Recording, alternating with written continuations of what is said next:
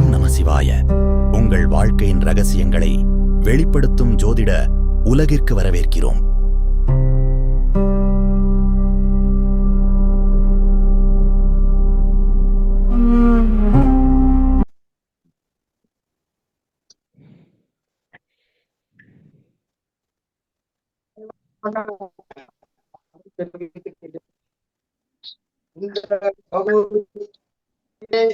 நடக்க எல்லாம் அல்ல ஒரு நிமிடம் மனதிற்குள்ளே வேண்டிக் கொள்ளும்படி கூறுகிறேன்.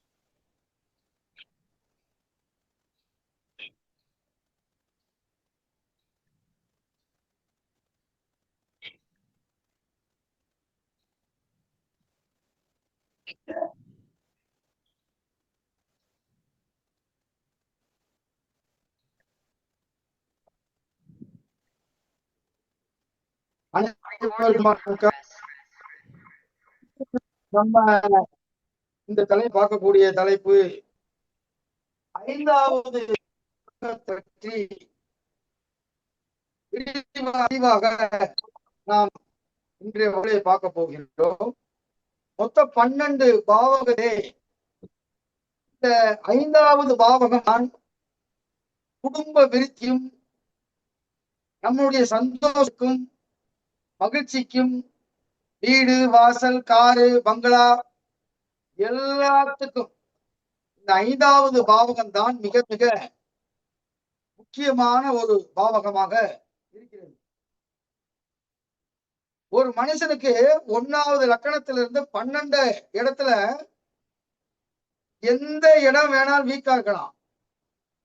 5வது பாவகம் மட்டும் நல்ல நிலைமையில இருந்துச்சுன்னா அவன் நோட்டை மூடிட்டு எல்லாமே கடைசியில் போயிட்டு வாப்பான்னு சொல்லிடலாம்.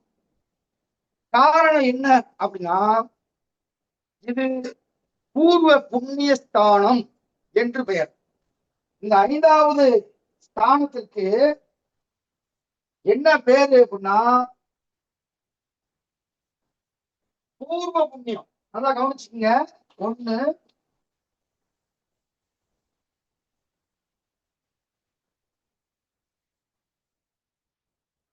பூர்வ புண்ணியம்,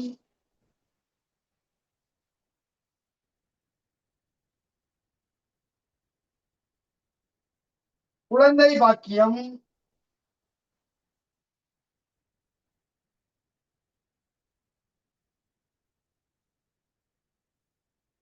குலதெய்வம்,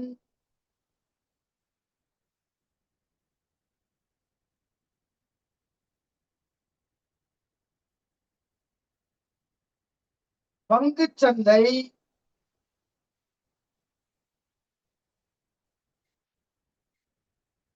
அறிவு,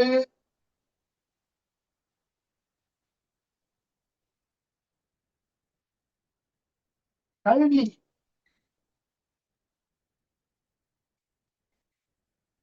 பட்டப்படிப்பு,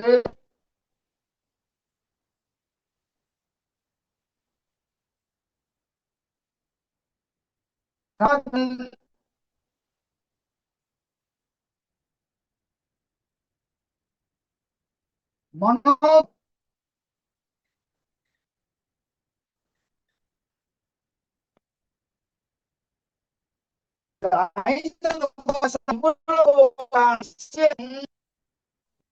ஒரு காரணமாக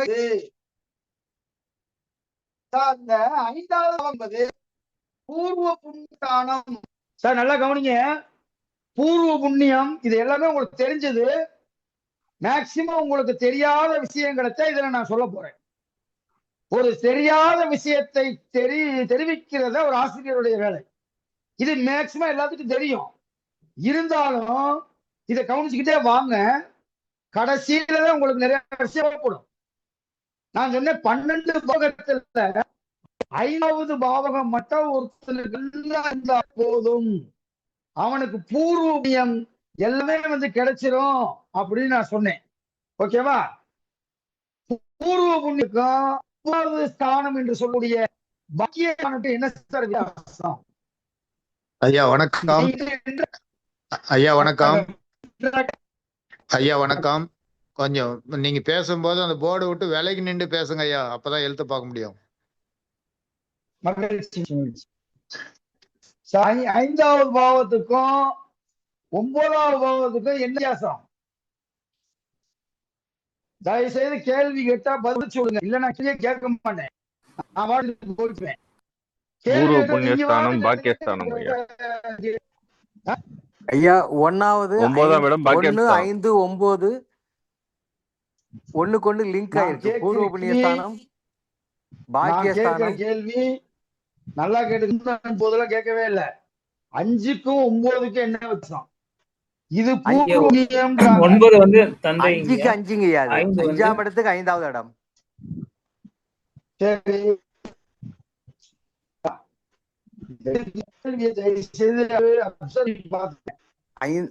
5ஆம் இடம். பூர்வ புண்ணியம்னா என்ன? 5ஆம் இடம் வந்து 5ஆம் இடம் வந்து பூர்வ புண்ணிய ஸ்தானம்னா 9ஆம் இடம் தந்தை ஸ்தானம்னால அங்கிருந்து வரக்கூடிய விதி டிரைவ் ஆகி வருதுன்னு நான் நினைச்சுக்கிட்டேங்க. ஓகே, இன்னும் ஒரு கேள்வி கேட்கலாம்.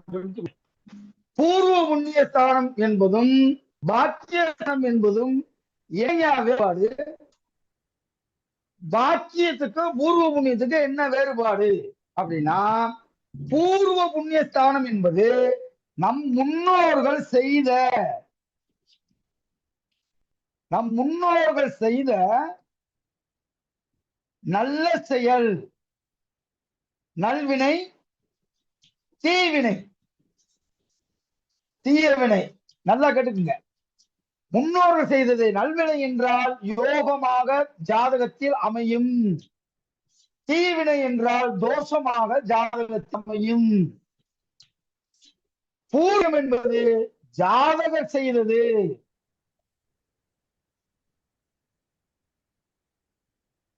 இந்த ரெண்டுக்கும் உள்ள வித்தியாசம் இது. எடுத்தோடனே ஒரு ஜாதகத்துல 1 5 9 பாருங்கள் என்று எல்லா ஜோசிய குருமார்களும் சொல்லுவதற்கு என்ன காரணம் என்றால், 1 என்பது ஜாதகர், 5 என்பது பூர்வ புண்ணியம், 9 என்பது பாக்கியஸ்தானம். அவன் ஏதோ ஒரு பாக்கியம் செஞ்சிருக்கான்டா, அதனாலதான்டா அவனுக்கு இதெல்லாம் நடக்குது அப்படின்னு கிராமத்துல பேச்சு வாக்குல சொல்லக்கூடிய ஒரு சொலவாடல நீங்க கேள்விப்பட்டிருப்பீங்க. பாக்கியம் செஞ்சவன் அப்படின்னா என்ன அர்த்தம்? இவனுடைய சொந்த கர்மாதான், ஜாதகருடைய சொந்த கர்மாதான் 9வது இடத்தில் அவன் செய்ததை காட்டக்கூடிய ஒரு கண்ணாடி. 5ஆம் இடம் என்பது பூர்வ புண்ணிய ஸ்தானம் என்பது நம்ம தாத்தா, என் தாத்தாவுக்கு தாத்தா, என் பாட்டி, என் பாட்டியோட பாட்டி, அந்த பாட்டியோட இன்னொரு பாட்டி, இப்படியே போய்கிட்டு இருக்கு. எத்தனை 450 வருஷத்துக்கு முன்னாடி, 450 ஆண்டுகளுக்கு பரம்பரை இருந்துச்சு பாத்தீங்களா? ஒரு பரம்பரை என்பது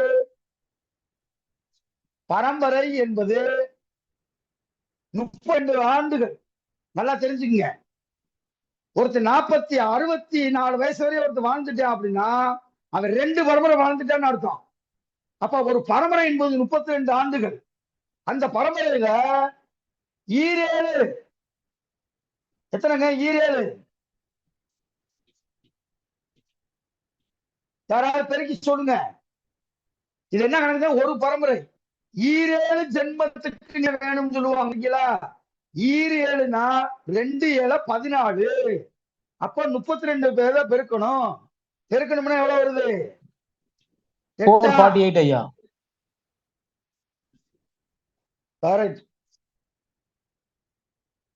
யார் சொன்னது? கார்த்தியா sir, Umapathi, Chennai. Okay, super. Calculator பக்கத்துல வச்சுக்கோங்க. 448 ஆண்டு. இதெல்லாம் நீங்க நல்லா தெரிஞ்சுக்கணும், அதுக்காக தான் நான் சொல்றேன். 448 ஆண்டுகளுக்கு முன்னாடி உங்க தாத்தா பாட்டி, அந்த தாத்தாவுடைய தாத்தா, பாட்டியோடைய பாட்டி, இப்படியே போட்டுக்குங்க. எத்தனை வருஷம்? 448 ஆண்டுகளுக்கு முன்னாடி நம்ம முன்னோர்கள் செய்த நல்வினை, தீவினை எல்லாமே டிஎன்ஏ மூலமாக ஒரு மனிதனுக்கு வந்து சேரும். டிஎன்ஏ மூலமாக. இப்ப ரத்தம் இல்லாம நம்ம தாத்தாவுடைய ரத்தம் இல்லாம நம்ம வாழ முடியுமா? நம்ம தாத்தாவும் பாட்டியின் ரத்தம் தான் நம்ம அம்மா அப்பாவுக்கு வருது. நம்ம அம்மா அப்பாவுடைய ரத்தம் தான் நமக்கு வருது. குணாதிசயங்கள் கூட தாத்தாவை போல சிரிக்கிறான் பாரு, அவ தாத்தா குடவல்லு, அது போல இவன் பாரு மாறி வளர்கிறான் பாரு அப்படின்னு சொல்லி ஏதாவது ஒரு சம்பவத்தை நம்ம நிகழ்வுகளை பார்த்துட்டு ஒரு தாத்தாவோட பாட்டியோடைய கம்பேர் பண்ணுவோமா இல்லையா? நம்ம தாத்தாவுக்கு நம்ம முன்னோர்களுக்கு பைக்கிட்ட இருந்து வாரி வழங்கக்கூடிய ஆற்றல் இருந்தால் மட்டும்தான் நமக்கு அந்த எண்ணம் வரும். அப்படி இல்லாட்டி வராது. அப்ப போன ஜென்மத்தில் மனிதன் செய்த நல் வினையையும் தீய வினையையும் கண்ணாடியை கடக்குவதுதான் 5வது இடம். 1ஆம் இடத்தை விட 5ஆம் இடம் வலிமை உடையது. 5ஆம் இடத்தை விட 9ஆம் இடம் வலிமை உடையது. திரிகோணத்திலே 1ஆம் இடம் விட 5ஆம் இடம் வலிமை உடையது. 5ஆம் இடத்தை விட 9ஆம் வலிமை உடையது. கோணத்திலே 1 விட 4 வலிமை உடையது. 4 விட 7 வலிமை உடையது. 7 விட 10 வலிமை உடையது. அப்ப இந்த ரெண்டும் சேர்ந்த போது தர்ம கர்மாதிபதி யோகம். இது தர்மம், நல்லா கேட்டுக்குங்க. தர்மம், இது கர்மம். இந்த ரெண்டும் சேரும் போதுதான் தர்ம கர்மாதிபதி யோகம் ஏற்படுகிறது. 9ஆம் இடத்தின் அதிபதியும் 10ஆம் இடத்தின் அதிபதியும் இருவரும் சேர்ந்து கேந்திரத்திலேயோ அல்லது 9க்குரிய 10லயோ 10க்குரிய 9லயோ பரிவர்த்தனை ஆகிட்டாலோ சார பரிவர்த்தனை ஆகிட்டாலோ அவனுக்கு தர்ம கர்மாதிபதி யோகம் ஏற்பட்டுவிடும். அந்த யோகம் ஏற்பட்டு விட்டால் எல்லா செல்வங்களும், பேர், புகழ், அந்தஸ்து, வீடு, அரசு பதவி அனைத்தும் ஒரு மனிதனுக்கு தேடி வரும். அதுதான் ஏன் சொன்னாங்கன்னா, திரிகோணத்துல 9 வலிமை, கேந்திரத்திலே 10 வலிமை. இந்த வலிமையும் சேரும் போது மிகப்பெரிய ஒரு வலிமையாக மாறுகிறது. அந்த மாற்றத்திற்கு பெயர் தான் தர்ம கர்மாதிபதி யோகம் என்று சொன்னார்கள். அப்ப இந்த 5ஆம் இடம் என்பது நம்முடைய முன்னோர்கள் செய்ததும், 9ஆம் இடம் என்பது நாம் செய்ததும் அனுபவிக்கிறதுக்கு தான் இந்த மண்ணிலே பிறந்திருக்கிறோம். பெண்களுக்கு 5, 9, பெண்களுக்கு 7, 8, 9 ஸ்தானம் மிக மிக முக்கியமான ஸ்தானம். நல்லா கேளுங்க. 8ஆம் இடம் தாலி. இது கணவனோடு சேர்ந்து வாழும் பாக்கியம். கணவனுடன் சேர்ந்து வாழும் பாக்கியம். இது கணவன். 7ஆம் இடம் செவ்வாய் வீடாக வந்தால் கணவன் கோபக்காரனாக இருப்பான். 7ஆம் இடம் குருவுடைய வீடாக வந்தால் அவன் ஒரு மகிழ்ச்சி உடையவனாக, சந்தோஷம் உடையவனாக இருப்பான். புரியுதா உங்களுக்கு? ரைட். இப்ப 5ஆம் இடம் என்பது பட்டப்படிப்பு, குலதெய்வ அருள், எல்லாமே இந்த 5ஆம் இடத்துக்குரியத. 5க்குரியவன் 3இல் அமர்ந்தால்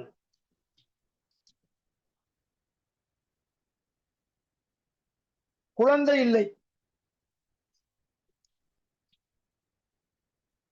குழந்தை இல்லை. நல்லா கேட்டுக்குங்க. 5க்குரியவன் 6, 8, 12இல் மறைந்தால் குழந்தை இல்லை. 5க்குரியவன் நீச்சம் அடைந்து விட்டாலோ, அஸ்தமனம் அடைந்து விட்டாலோ அவர்களுக்கு குழந்தை பாக்கியம் மிக மிக தாமதமாக கிடைக்கும். 5ஆம் இடத்தில் பாவர்கள் அமர்ந்து 5ஆம் இடத்தை பாவர்கள் பார்த்தால் ஒன்று குழந்தை பிறக்காது, அல்லது திசாபுத்தியிலே புத்திர சோகத்தை உண்டு பண்ணிடும். 5 என்பது புத்திரஸ்தானம். வித்தியாசம் இருக்கு சார். புத்திர தோஷம் என்பது குழந்தை பிறக்காது. குழந்தை பிறக்காததுக்கு இப்ப நான் ஏகப்பட்ட விதிகள் சொல்ல போறேன். புத்திர சோகம் என்பது குழந்தை பிறந்து குறிப்பிட்ட வருடத்திலே அந்த குழந்தை இறந்து விடும். எப்ப சார் ஒரு குழந்தை இறக்கும் அப்படின்னா, 5ஆம் இடத்தின் அதிபதியையோ 5ஆம் இடத்தையோ பாவர்கள் ஒன்றுக்கு மேற்பட்டவர்கள், குறிப்பா சனி செவ்வாய் ரெண்டும் சேர்ந்து 5ஆம் இடத்தை பார்த்துட்டா ஒன்று குழந்தை இருக்காது. அப்படியே குழந்தை இருந்தாலும் சனி திசை செவ்வாய் திசை நடைபெறும் போது அந்த குழந்தைக்கு உயிர் ஆபத்து ஏற்படும். அதுல இந்த 5ஆம் இடத்தினுடைய ஒரு சிறப்பு. அப்ப 5ஆம் இடம் ஒரு மனிதனுக்கு கெட்டு போச்சுன்னா மிகப்பெரிய ஒரு சோகத்தை உண்டு பண்ணிவிடும். 5க்குரியவன் சூரியனை கூடினால் வெகுபிள்ளை புத்திர பாக்கியம். 5க்குரியவன் சூரியனை கூடினால் வெகுபுள்ளை புத்திர பாக்கியம்.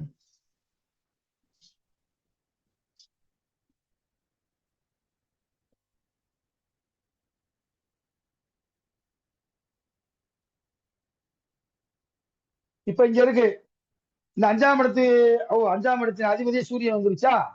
சரி, இதை தூக்கி இப்படி போடுவோம். 1 2 3 4 5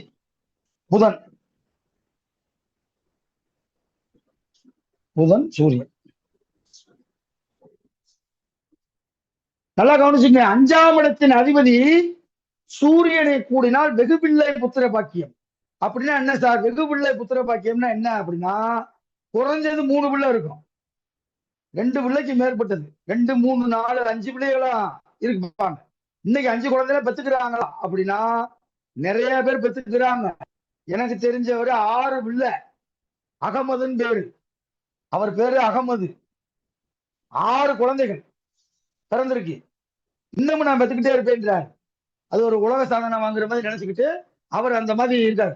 அப்ப 5ஆம் இடத்திற்கு 5ஆம் இடத்தினுடைய அதிபதி சூரியனுக்கு கூடினால் அவங்களுக்கு புத்திர அதிகமாக பிறக்கும் என்பதை நீங்க தெரிந்து கொள்ளணும்.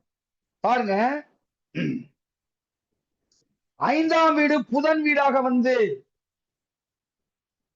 5ஆம் வீடு புதன் வீடாக வந்து பாவர்கள் அமர்ந்தால் அவர்களுக்கு குழந்தை வாக்கியம் கிடையாது. 5ஆம் வீடு புத்திர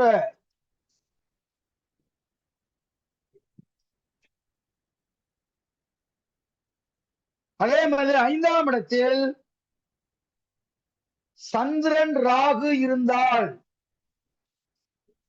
5ஆம் இடத்தில் சந்திரன் ராகு இருந்தால் சந்திரன் ராகு அல்லது கேது 5ல ராகு சந்திரன் இருந்தால் குழந்தை இல்லை. யாருக்காவது இருக்குன்னா சொல்லுங்க பார்ப்போம். இது நவீன ஜோதிட சிந்தாமணி, எழுதிக்கீங்க. நவீன ஜோதிட சிந்தாமணி.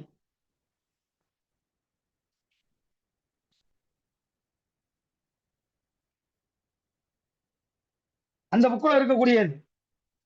அப்ப 5 எப்படி சார் இருந்தா நல்லது அப்படின்னா, இதை நீங்க நல்லா மனசுல வச்சுக்கோங்க அல்லது குறிப்பெடுத்துக்குங்க. பஞ்சமத்தோன் பண்புரு ஸ்தானத்தில் தனித்திருக்க. பஞ்சமத்தோன் இதை கூட நான் எழுதி போடுறேன். 5ஆம் இடத்துக்குரிய எப்படி இருக்கணுமா? பஞ்சமத்தோன் பண்புரு ஸ்தானத்தில்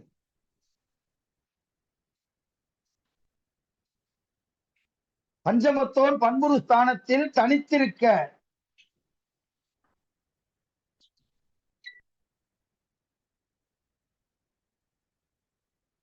வேந்தன் சுங்கன் மால் நோக்க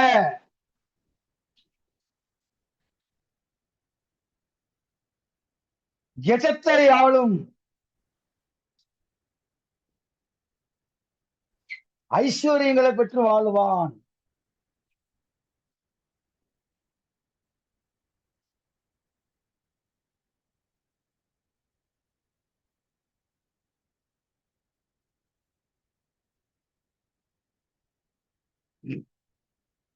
புரியுதா? அப்ப 5ஆம் இடத்தினுடைய அதிபதி எப்படி இருக்க வேண்டும் என்று அழகா நம்ம முன்னோர்கள் சொல்லியிருக்காங்க. 5ஆம் இடத்தின் அதிபதி மட்டும் தீய கிரகத்தினுடைய பார்வையிலேயோ தீய கிரகத்தினுடைய சேர்க்கையிலேயோ இருக்கக்கூடாது. பஞ்சமத்தோன் பண்புரு ஸ்தானத்தில் தனித்திருக்க மால் சுங்கன் வேந்தன் நோக்க எஜத்தை ஆளும் ஐஸ்வர்யங்களை பெற்று வாழுவான். இந்த உலகத்தை ஆளுவான்டான்றான்.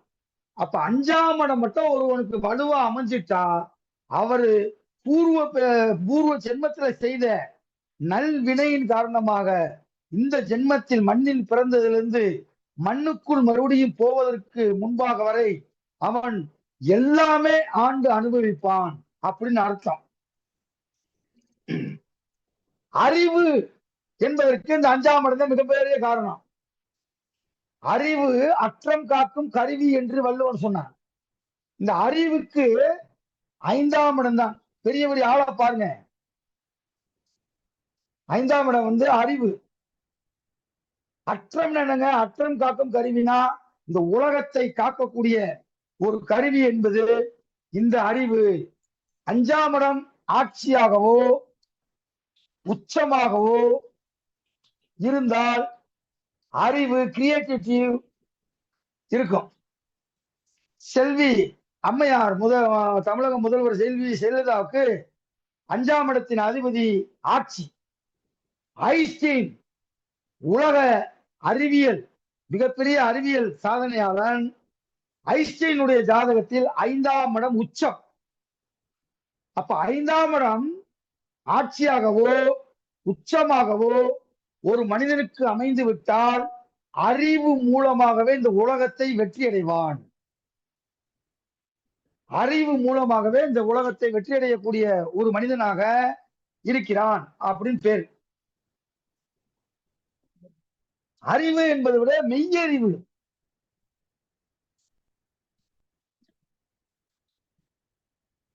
அறிவுல நிறைய அறிவு இருக்கு. நான் அன்னைக்கு சொன்னேன், நூலறிவு, நுண்ணறிவு, பட்டறிவு, பகுத்தறிவு, தொகுத்தறிவு, ஞான அறிவு, 6 வகையான அறிவு இருக்கு. அந்த அறிவுல மெய்யறிவு என்பது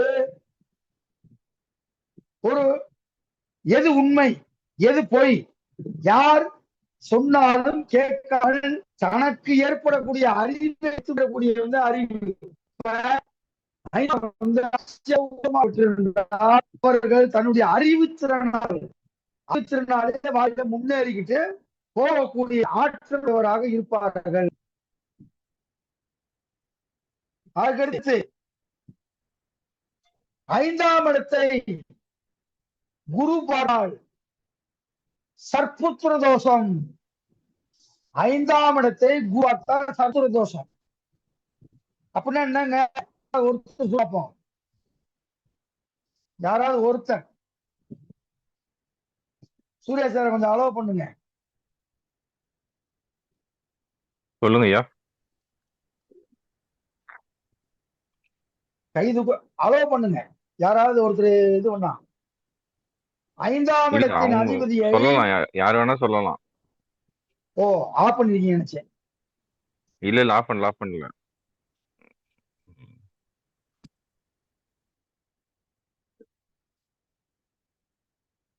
நல்லா கவனிங்க. 5ஆம் இடத்தின் அதிபதியை சுவர்கள் குரு பார்த்தால் சர்ப்புத்திர தோஷம். அப்படின்னா என்ன தெரியுமா?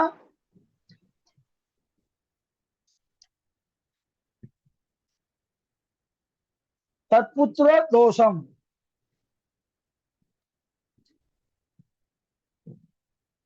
அப்படின்னா என்னன்னா, கல்யாணம் முடிச்ச உடனே ஒரு வருஷத்துல குழந்தை பிறந்துருன்னு அர்த்தம். அது சர்ப்புத்திர தோஷம் கூட சொல்லக்கூடாது, சர்ப்புத்திர யோகம் சொல்லணும். சர்ப்புத்திர யோகம்னா இப்ப கல்யாணம் முடிச்சு எத்தனை பேத்துக்கு பிரச்சனையா விட்டு விட்டு கேக்குது, ஒண்ணுமே கேட்க மாட்டேங்குது. ஐயா விட்டு விட்டு கேக்குதாயா? இல்லங்க ஐயா, கேக்குது. இல்ல கேக்குது. நல்லா கேக்குது. நல்லா கேக்குது. ஐயா பழனிசாமி, நீங்க கட் பண்ணிட்டு வாங்க. ஆடியோ நல்லா இருக்குங்கய்யா, ஆடியோ வீடியோ கிளியரா இருக்கு. அப்படியே இப்ப கண்டினியூ பண்ணுங்க. Okay okay okay okay. Sir சர்ப்புத்திர யோகம்னா நீங்க நல்லா தெரிஞ்சுக்கிறேன். சர்ப்புத்திர யோகம்னா 5ஆம் இடத்தையோ 5ஆம் இடத்தின் அதிபதியையோ குரு பார்த்துட்டா சர்ப்புத்திர யோகம். அப்படி என்ன அப்படின்னா கல்யாணம் முடிஞ்சு 1 வருஷத்துல குழந்தைய பெற்றுருவான் அப்படின்னு அர்த்தம். எத்தனை பேருக்கு கல்யாணம் முடிஞ்சு 1 வருஷத்துல பிறக்குது? அப்ப கல்யாணம் முடிஞ்சு 2 வருஷம் ஆகுது, 1.5 வருஷம் ஆகுது, சிலவருக்கு 3 வருஷம் ஆகுது. இது மாதிரியான உண்டாகும். 5ஆம் இடத்தில் ராகு கேது அமர்ந்திருந்தால் இதுக்கு பேர் புத்திர சோகம் பேருங்க. இது நிறைய இடத்தை நான் பார்த்திருக்கேன், கரெக்டா இருக்கு. ஜோதிட களஞ்சியம் என்ற புத்தகத்திலே இந்த செய்தி இருக்கிறது. 5ஆம் இடத்தில் ராகுவோ கேதுவோ இருந்தா என்ன அர்த்தம்னா போன ஜென்மத்துல பாம்புகளை அடித்து அடித்து கொன்றதால் அவருக்கு ஏற்பட்ட தோஷம் என்று பெயர். இதுக்கு பேரு நாக சர்ப்பதோஷம். நாக சர்ப்பதோஷம் அப்படின்னு பேருங்க. அப்ப கேது திசை நடக்குது அப்படின்னா இப்ப கூட ஒரு அம்மா வந்து ஒரு பெரிய உயரிய போஸ்ட்ல இருக்காரு. அந்த பொண்ணுடைய ஜாதகத்தை பார்த்து ஆயில் கம்மி என்று நான் சொல்றேன். ஆயில் கம்மி. இப்ப சொன்ன மதுரையில பெரிய போஸ்ட்ல இருக்காங்க. ஐஏஎஸ் ஆபீசருக்கு ஈக்குவல் இவங்க ஒரு ஐஏஎஸ் ஆபீசர். ஒரே ஒரு பொண்ணு. அந்த பொண்ணுக்கு ஆயில் கம்மி. இன்னும் 3 ஆண்டு 4 ஆண்டு தான் அந்த பிள்ளை இருக்கும். 32 தாண்டாது என்று சொன்னேன். ஷாக் ஆயிட்டாங்க. வேணும்னா உங்க வீட்டுக்காரருடைய ஜாதகத்திலேயோ உங்க ஜாதகத்திலேயோ எடுத்து பாருங்க. லக்கணத்திலிருந்து 5ஆம் இடத்துல ராகு அல்லது கேது இருக்கும். இருந்தா உங்களுக்கு குறைந்த ஆயுளுடைய பிள்ளை தான் பிறக்கும் என்பது ஜாதக விதி அப்படின்னு சொன்னேன்.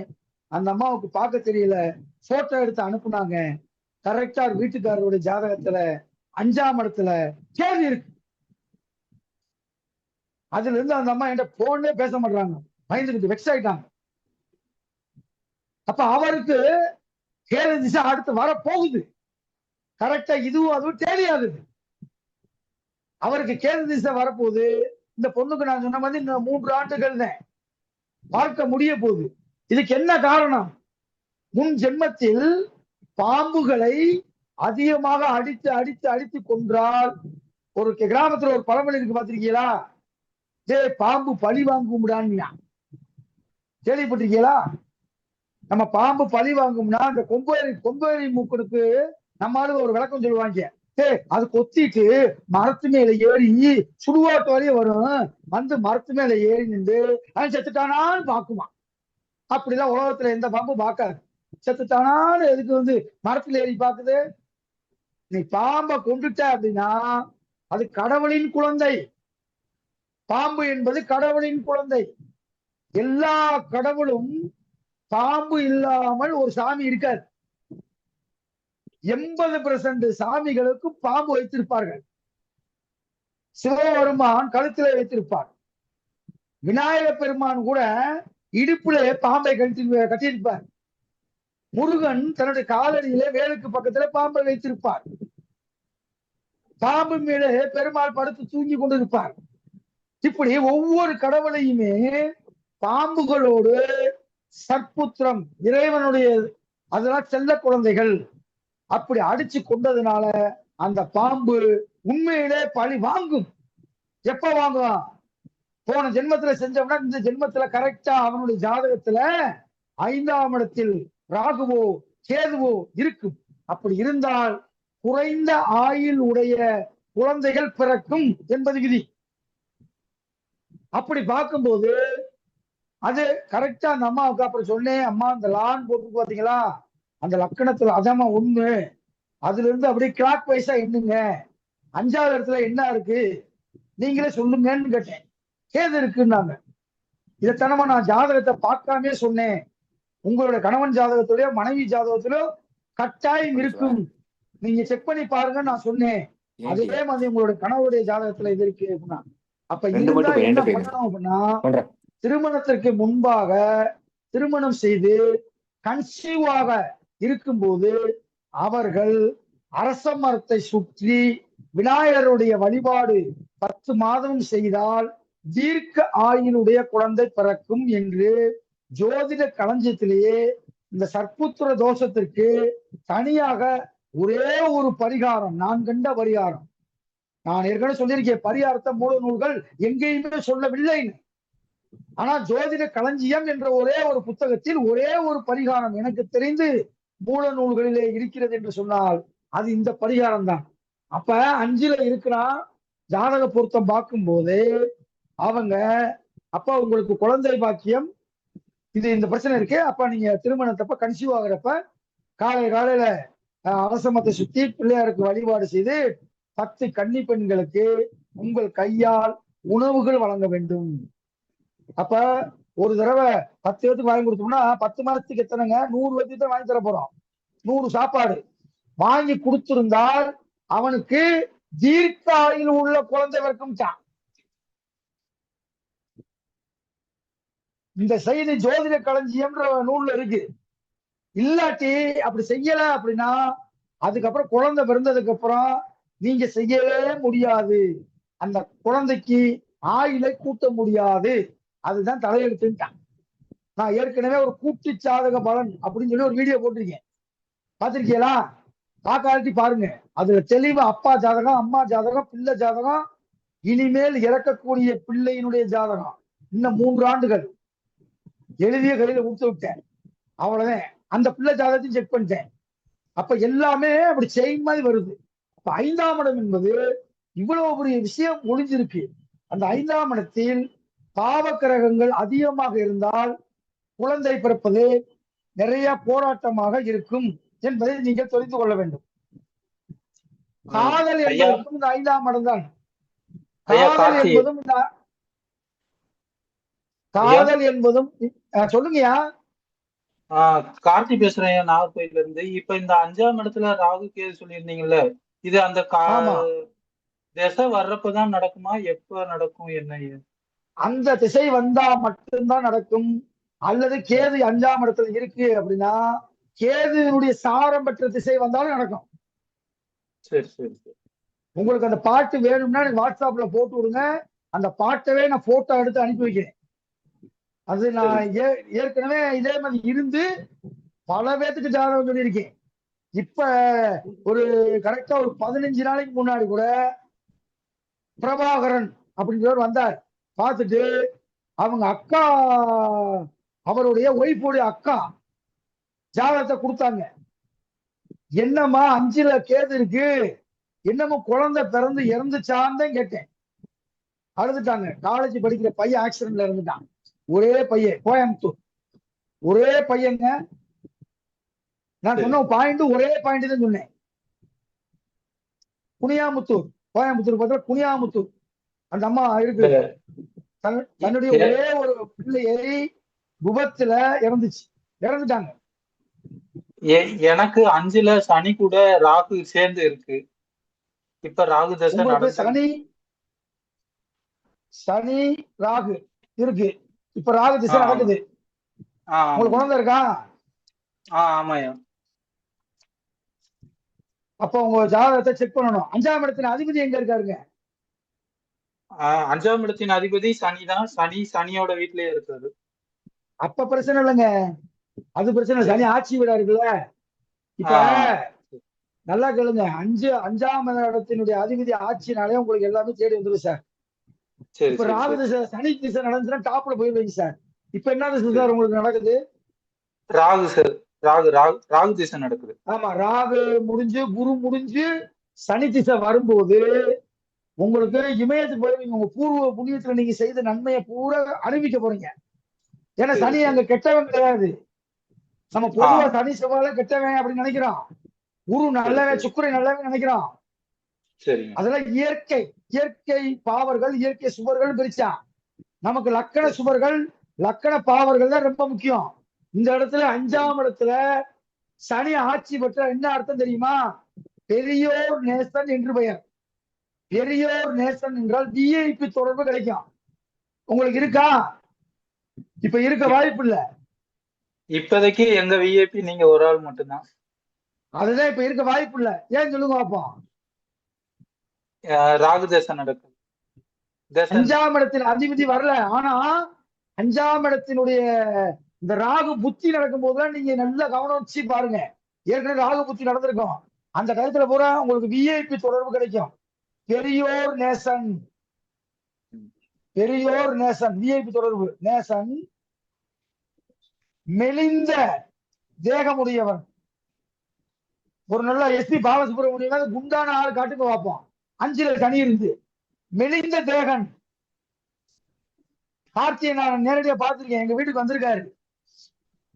அவரு மெலிந்த தேகன் தான். ஆமா. எனக்கு 5ல சனி. எனக்கு என்ன இப்படி இருக்குண்ணா, சோழ கட்டு பொம்மை தானே இருக்கேன். ஆமா. எனக்கு சனி திசை நடக்குது. இந்த சூத்திரம் அப்படியே அப்ளிகேபிள் ஆகுது. பெரியோர் நேசன் விஐபி தொடர்பு உங்களுக்கு இருக்காதுன்னு சொன்னேன். ஏன்னா சனி திசை நடக்கல. எனக்கு 5ல சனி இருந்து சனி திசை நடந்துகிட்டு இருக்கு. சரி சரி சரியா. எனக்கு எனக்கு வந்து ஒரு 200 விஐபி தெரியும். காரணம் சனி கொடுத்தது. அந்த சூத்திரம் வந்து அப்படியே அப்ளிகேபிள் ஆகுது. அமைச்சருக்கு அடிச்சாலும், அடிச்சாலும், ஒரு எஸ்பி அடிச்சாலும், ஒரு கலெக்டருக்கு அடிச்சாலும் நம்ம பேரை சொல்லி கூப்பிடுவாங்க. அந்த அளவுக்கு பழகி வச்சிருக்கோம். அது யாரு கொடுத்தது? ஏன் முயற்சியா? ஏன் திறமையா? கிடையாது. 5ல சனி இருந்தா திசை வந்தாலே அவனுக்கு அவன் விஐபி ஆயிடுறான், அல்லது விஐபி தொடர்பு கிடைக்கும். இப்போ ஒருத்தர் பேச வந்தாரு. என்ன சார் வேணும் சொல்லுங்க. ஐயா விவோ 12 அமைதியா இருங்க, சார் நடத்தட்டும். சார் சிவனடியார் நடத்தட்டும். விவோ 12 அமைதியா இருங்க, அப்பதான் சொல்றத முழுசா கேட்க முடியும். நல்லா கேளுங்க சார், புடிச்சு வச்சுக்கிட்டே வாங்க சார். கடைசி நேரத்துல உங்களுக்கு கேள்வி நேரம்னு ஒன்று இருக்கு. கேள்வி கேட்டா மட்டும்தான் நீங்க வந்து நல்லா வர முடியும். இல்ல கேள்வி நேரத்தை ஒதுக்குங்க, அந்த நேரத்துல வந்து கேள்வி கேட்கலாம். நானும் கேட்கறது தயாராகிறேன். ஏன்னு கேட்டீங்கன்னா நிறைய குளறுபடிகள் இருக்குது, சந்தேகத்தை தீர்த்துக்கிறேன், வேற ஒண்ணும் இல்ல. சந்தேகத்தை கேட்டா தான் நான் சிந்திக்க முடியும். இந்த சாரு கார்த்திக் வந்து நாகர்கோயில இருந்து கேட்டாரு. அப்ப அதனாலதான் இந்த பாயிண்ட சொல்றேன் நான். ராகுவோடு சனி சேர்ந்தா என்ன சார் அர்த்தம்? நம்ம கிளாஸ்ல உள்ளவங்க செல்லாதீங்க, புதுசா உள்ளவங்க நீங்க வந்திருக்கிறவங்க சொல்லுங்க பார்ப்போம். நீங்க எந்த அளவுக்கு தெரிஞ்சு வச்சிருக்கீங்க பாக்குறேன். தெரியாட்டி தப்பு கிடையாது, உங்களை பாராட்டி பரிசு கொடுப்பேன். இந்த பாருங்க நிறைய புத்தகம் வச்சிருக்கேன், உங்களுக்கு ஜோசிய புக்கு நிறைய வச்சிருக்கேன், உங்களுக்கு பரிசு அனுப்புவேன். புதுசா வந்தவங்க யாராவது ஒருத்தர் சொல்லுங்க பார்ப்போம். சனி ராகு சேர்ந்துட்டா என்ன அர்த்தம் சொல்லுங்க.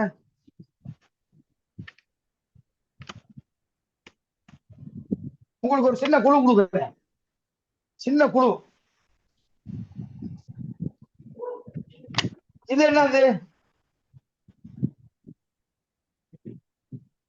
புதுசா வந்தவங்க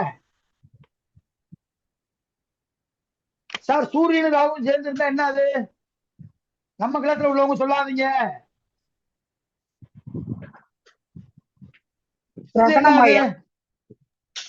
லக்கணமா? அம்மா நான் வந்து பரிசு கொடுப்பேன், புத்தகத்தை கூட காட்டுறேன் பாருங்க. யார் யார் யார் சொன்னது? சுபா. Very good. இந்த பாருங்க, இந்த புத்தகம் உங்களுக்கு பரிசு கொடுப்பேன்.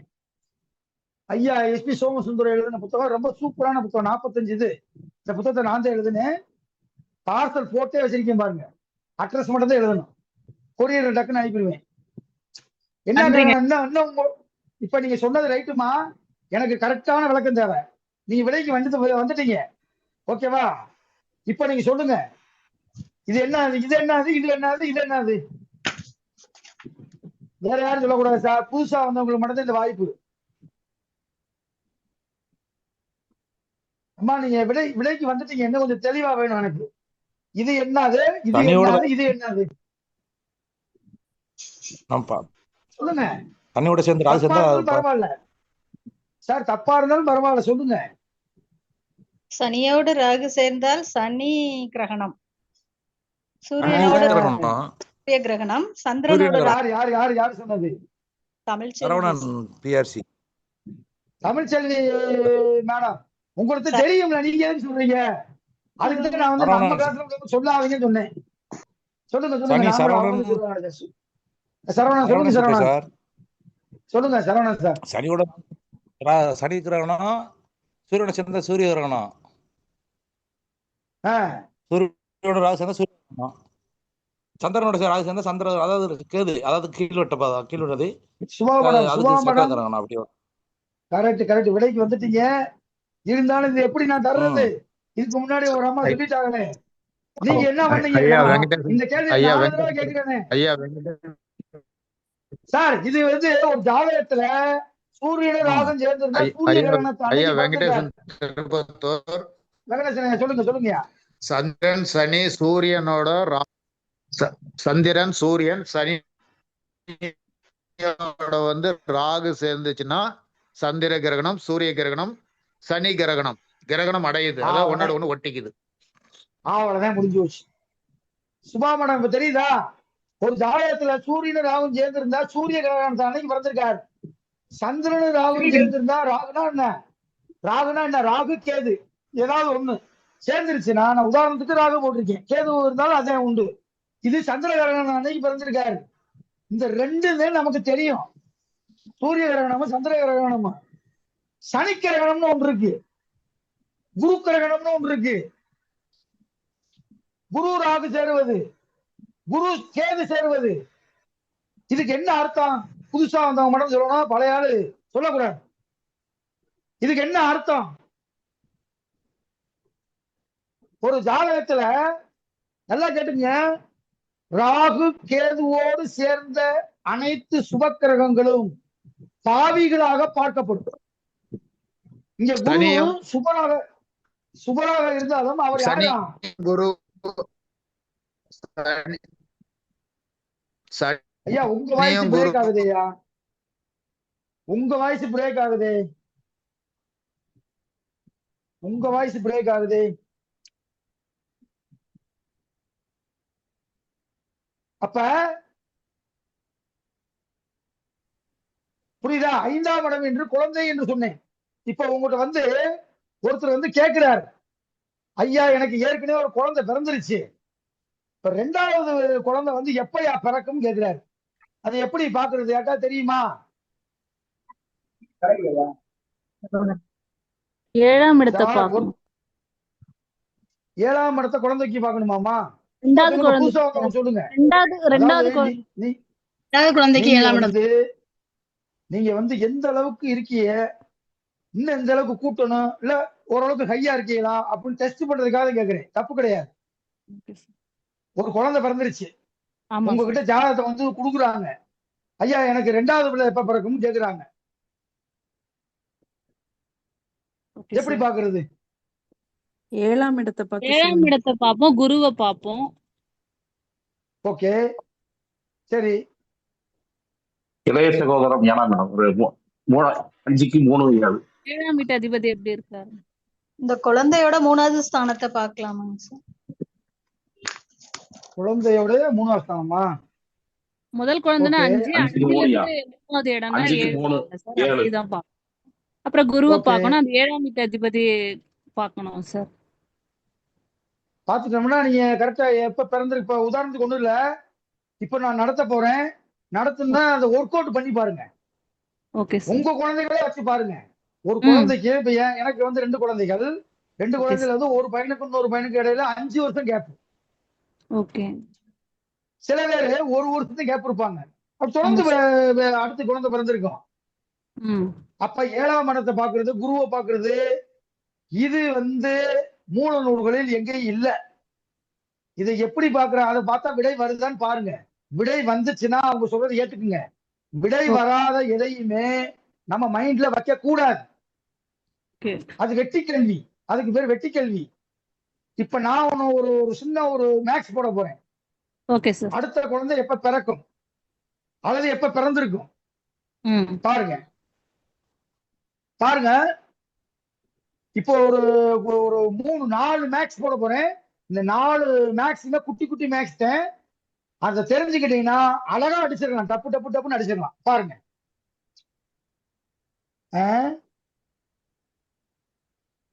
தங்கச்சி அல்லது தம்பி எப்போது பிறப்பார்கள்? இப்படி ஒரு கேள்வி கேட்கிறாங்கன்னு வச்சுக்கோங்க, பிறப்பார்கள். ஓகேவா?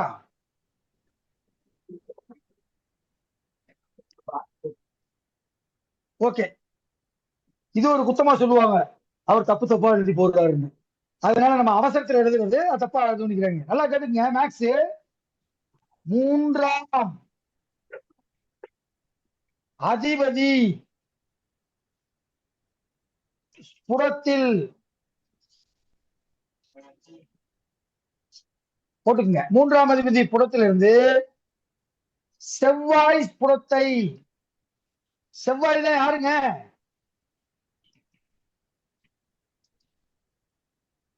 செவ்வாய் புறத்தை கூட்டும் போது, இங்க வந்து மூன்றாம் அதிபதி புறம்னா டிகிரிங்க.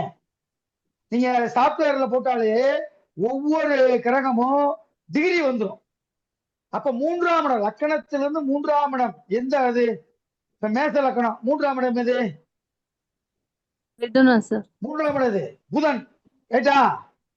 அப்ப புதனுடைய ஸ்புடத்திலிருந்து செவ்வாய் ஸ்புடத்தை ரெண்டையும் கூட்டுங்கள். இப்ப நீங்களே ஒரு சொல்லுங்க, ஒரு ஆன்சர் சொல்லுங்க. நீங்களே சொல்லுங்க, சும்மா கற்பனை சொல்லுங்க. மூன்றாம் அதிபதி ஸ்புடம் என்ன என்ன இருக்கு சொல்லுங்க. சுபா மேடம் சொல்லுங்க. யாராவது ஒருத்தர் சொல்லுங்கப்பா. ஸ்புடம் டிகிரி சொல்லுங்க. 22 டிகிரி. சரி, 22 டிகிரி. ஒருத்தர் சொல்லிட்டாங்கன்னா விட்டுருங்க. உங்களுக்கு அதே கேள்வி தானே கேட்ட, ஏதாவது ஒருத்தர் சொல்லுங்க. 22 டிகிரி. கலை சொல்லுங்க. பாகை சொல்லிட்டீங்க. கலை கலை என்ன இவ்வளவு நேரம்? 15 டிகிரி சார். 15. இது எத்தனை? 12 பாகை. ஃபர்ஸ்ட் போட்டுருக்குது டிகிரி, இது வந்து பாகை, விகலை. மில்லிக்கு பேர் விகலை தமிழ்ல. அதுக்கப்புறம் செவ்வாயோட ஸ்புடத்தை சொன்னேன். செவ்வாய் ஸ்புடம் சும்மா சொல்லுங்க ஏதாவது ஒண்ணு. 18. ஓகே, அடுத்து 16. அடுத்து 13. Okay okay. இப்ப பாருங்க, நம்ம இதை விட்டுருவோம். ஓகேவா? இதை மட்டும் கூட்டுங்க. இதை கூட்டினீங்கன்னா என்ன வருது? 30, 10 மீதி 1 கூட்டணும்னா 40 வருதா? 40 டிகிரி. இப்ப இந்த 40 டிகிரின்றது எந்த இதுல வரும்? மேசத்துல வருமா? ரிஷபம். ரிஷபத்துல வருமா? Very good very good. ரிஷபத்துல வரும். முடிஞ்சு வச்சா?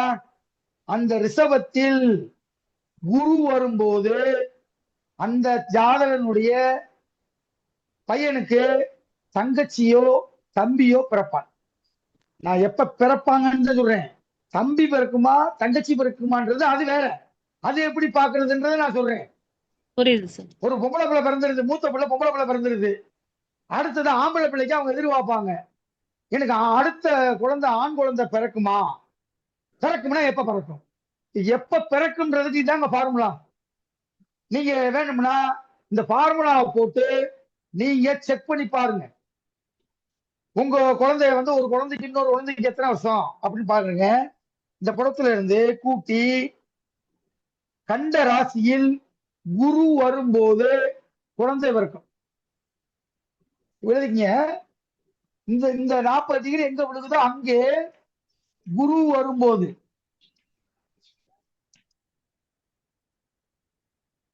குழந்தை, அதாவது 2வது குழந்தை பிறக்கும். இதுல யாருக்காவது டவுட் இருக்கா? சிம்பிள் கணக்குதான். கூட்டல் கணக்குதான். 3ஆம் அதிபதியோட ஸ்புடத்துல சொல்லுங்க. ஆணவன்றதை எப்படி தீர்மானிக்கிறதுன்னு கொஞ்சம் சொல்லுங்க ஐயா. அடுத்து நான் சொல்றேன்னு சொன்னேன். இப்ப எப்ப பிறக்கும் கேள்விக்கு விடை சொல்லுங்க. மிதுனத்துல வந்து ஸ்டார்டிங் வந்து ஒரு 60 முடிஞ்சு 61 டிகிரி ஸ்டார்ட் ஆகுது ஓவராலா பார்க்கும்போது. அப்போ அந்த நம்ம 61 கூட்டணுமா இல்ல இந்த மாதிரி கூட்டினா வந்து ஒரு மேக்சிமம் 3 ராசியை தாண்டாது சார்? ஆமா, அதான் இது வந்து இதே இது இருக்காதுல்ல சார். அப்படி பார்க்கும்போது வித்தியாசப்படுறதுன்னா 360 கூட்டி 2ஆல வகுத்துடணும். புரியுதா உங்களுக்கு? சார் இந்த டிகிரி வந்து மொத்தம் வந்து 360க்கு போட்டிருப்பாங்க. 360 டிகிரிக்கு ஒவ்வொரு கிரகத்துக்கும் போட்டிருப்பாங்கல்ல, அதை எடுத்து கூட்டுங்க. புரியுதா? இல்ல நான் உங்களுக்கு இந்த கிளாஸ் முடிச்சுட்டு உங்களுக்கு போட்டு விடுறேன், குரூப்லயே போட்டு விடுறேன். அந்த டிகிரி 2 கூட்டுங்க சார். கூட்டி அதுல வந்து ஒரு எக்ஸாம்பிள் வந்து நம்ம 82 எடுத்து இல்லையா ஈஸியா இருக்கும் சார். ஐயா சிவனடியார் ஐயா கேளுங்க. அதாவது மக்கள் கேட்கறது நல்ல கேள்விதான். அதாவது முதல்ல இருக்கிற டிகிரி வந்து குறைவான அளவுலயும் அதிகமான இருக்கிற டிகிரி வந்து அதிகமான அளவுலயும் இருக்கும்போது கூட்டினோம்னா நான் ஒரு தொகை வருது. அந்த தொகையை வச்சு அதன் தொகையை வச்சு ஈஸியா கண்டுபிடிச்சிக்கலான்றது இப்ப நீங்க சொல்லி நிக்கிற கான்செப்ட். ஆனால் இதெல்லாம் வந்து அதிகபட்சமா பண்ணீங்கன்னா 30 60 டிகிரினா மேக்சிமம் ரிஷபத்துல மட்டுமே தான் முடியுது அப்படின்றது மக்களுடைய கேள்வி. அப்போ அதுக்கு வேற தாண்டாதா அப்படின்னு கேக்குறாங்க.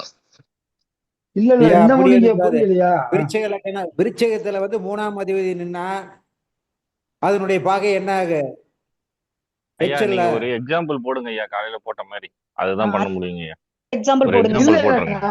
இல்ல நான் வந்து இன்னும் டாபிக் நிறைய 1.5 மணி நேரத்துக்குள்ள சரி புரிஞ்சுக்கங்க. நான் இதுக்குள்ள போட்டுனா இதை ஒண்ணுதான் சொல்ல முடியும். நீ கான்செப்ட் புரிஞ்சிருச்சுல? அவன் தோசை தானே சாப்பிடுவான். கான்செப்ட் புரியுதுங்க ஐயா. யாரு தோசை சாப்பிடுறது? இது மீதி தோசை சாப்பிடுறாங்க. மைக்க தயவு செய்து ஆஃப் பண்ணிருங்கம்மா. சொல்லுங்க சார். கான்செப்ட் எனக்கு புரியுதுங்க ஐயா. மத்தவங்க போட்டதுனால குழப்பமா இருக்கு சார். ஒரு எக்ஸாம்பிளா போட்டா எல்லாருக்கும் புரியும்னு கேக்குறது சார். எக்ஸாம்பிள் போனா ஒரு இது வேணுமே. யாராவது வச்சிருக்கீங்களா? ஜாதகத்தை வச்சிருக்கீங்களா? யாருக்காவது 2 குழந்தை இருக்கா? போட்டு பாத்துருவோம். ஐயா நீங்க பேசுறது கேட்கலைங்க. ஐயா யாரோ ஒருத்தர் பேசுறீங்க. 360 டிகிரிக்கு தானே போடணும். ஆமா 360 டிகிரி தான் வரும். 360 டிகிரி இருக்கு சார் 2 குழந்தை. சரி, நான் இப்ப ஃபுல்லா போட்டோம்னா இந்த கிளாஸ் முடிஞ்சிடும். இந்த கான்செப்ட் வீடியோ அகாத்து போட்டு உங்களுக்கு அனுப்புறேன். Okay sir. அந்த வீடியோவை நீங்க பாத்தீங்கன்னா அந்த வீடியோ இப்ப கான்செப்ட் புரிஞ்சு இதை ஒர்க் அவுட் பண்ணி பாருங்க. ஓகே சரி. இளைய தங்கையோ இளைய தம்பியோ எப்போது இறங்க? நான் வந்து பிறக்கிறத சொல்லிட்டேன். இளைய தங்கச்சியோ தம்பியோ எப்போது இறப்பார்கள்? யாருக்காவது ஐடியா இருக்கா?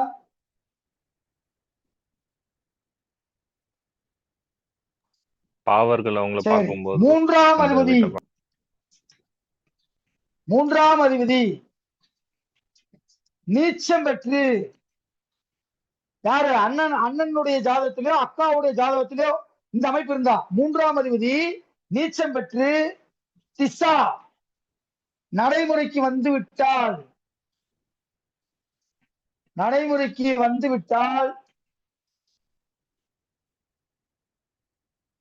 இளைய உடன்பிறப்பு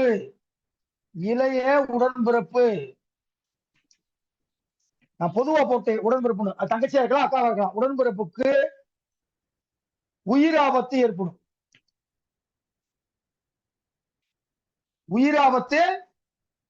ஏற்படும். நடிகர் விஜயினுடைய ஜாதகத்தை நான் ஆய்வு செய்துகிட்டு இருந்தேன். அவருக்கு 3ஆம் இடத்தினுடைய அதிபதி செவ்வாய் நீசம். என்னடா, ஏன்னா அவர் தங்கச்சி இறந்தது எனக்கு அப்புறம் தான் தெரியும். இன்னும் 3ஆம் அதிபதி திசை நடந்திருக்கு. 3ஆம் அதிபதி நீசம் செவ்வாய். அப்ப விஜயுடைய அக்காவோ தங்கச்சியோ தம்பியோ தங்கச்சியோ இறந்திருக்கணுமே அப்படின்னு நெட்ல சர்ச் பண்ணி பார்த்தா இவருக்கு 9 வயசு இருக்கும்போது அந்த செவ்வாய் திசை நடந்த போது கூட பிறந்த தங்கச்சி இறந்த செய்தியை கேட்டு ஆச்சரியம் அடைஞ்சு. இந்த சூத்திரம் அப்படியே அப்ளிகபிள் ஆகுது. ஜாதகருக்கு 3ஆம் இடத்தின் அதிபதி நீசம் பெற்று 3ஆம் அதிபதி நீசம் பெற்று திசை நடைமுறைக்கு வந்தா ஜாதகருக்கு அவுட்டு.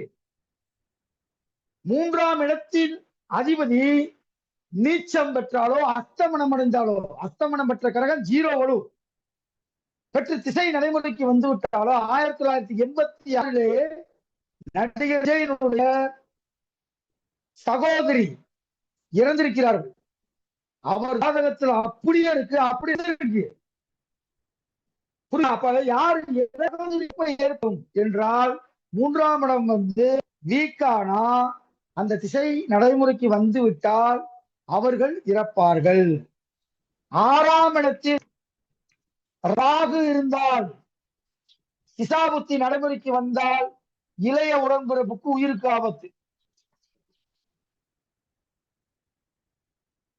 இந்த இது வந்து நிறைய வேத்தனை பார்த்து சொல்லியிருக்கேன், கரெக்டா சொல்லிட்டீங்க அப்படின்னு கூட சொல்லியிருக்காங்க. திண்டுக்கல்ல இருந்து ஒரு டீச்சர் வந்தாங்க, சார் என் தங்கச்சியை இருந்ததை நானே மறந்துட்டேன் சார், எப்படி சார் அந்த வருஷத்தை சொல்றீங்கன்னாங்க. இது வேற ஒண்ணும் இல்லை, ஏன்னா அவங்களுக்கு ராகு திசை நடக்கும்போது அந்த 3ஆம் அதிபதியை சார வாங்கின திசையில தங்கச்சியே தம்பியே இறந்துருக்கணும், உங்க கூட பிறந்தவங்க இந்த வருஷம் இறந்தாங்களான்னு கேட்டேன். அந்த அம்மா ரொம்ப ஆச்சரியப்பட்டாங்க. அவங்க நம்பர் கூட கொடுக்குறேன், நான் போன் நம்பர் கூட கொடுக்குறேன், நீங்க கேட்டு பாருங்க, பொய் கிடையாது. ரொம்ப ஆச்சரியப்பட்டாங்க, எப்படி சொன்னீங்க. இதுவே 6ஆம் இடத்துல ராகு இருந்து ராகு திசை ஜாதகருக்கு வந்து விட்டால் இளைய உடன்பிறப்புக்கு ஊரறிய இறந்து போவார்ன்றது ஜாதக அலங்காரம் அப்படின்ற ஒரு புத்தகத்துல 4 வரி வெண்பாவே இருக்கு. இது கரெக்டா அப்ளிகபிள் ஆகுது. சரி, எப்ப சார் இறப்பாங்க, எப்படி கண்டுபிடிக்கிறது? கூட பிறந்த சகோதரர்கள் எப்போது இறப்பார்கள்? ஒரு குட்டி மேக்ஸ் இருக்கு பாருங்க, அது ஒரு மேக்ஸ். இப்ப இளையவரை பார்த்துட்டோம், மூத்தவருக்கு எப்ப சார் உயிர் ஆபத்து ஏற்படும்? அதுக்கு இதே ஒரு மேக்ஸ். மூத்தவருக்கு, மூத்தவர்னா அக்கா அண்ணே, மூத்தவருக்கு உயிர் ஆபத்து எப்போது நடக்கும்? குட்டி குட்டி மேக்ஸ்ங்க. ராகு ஸ்புடத்திலிருந்து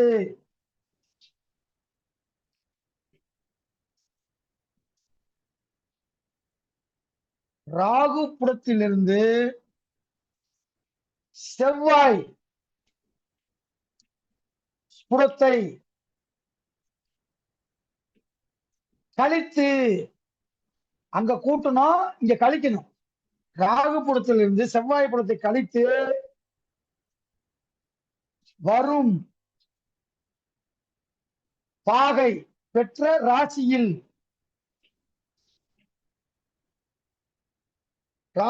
ராசியில் குரு வரும்போது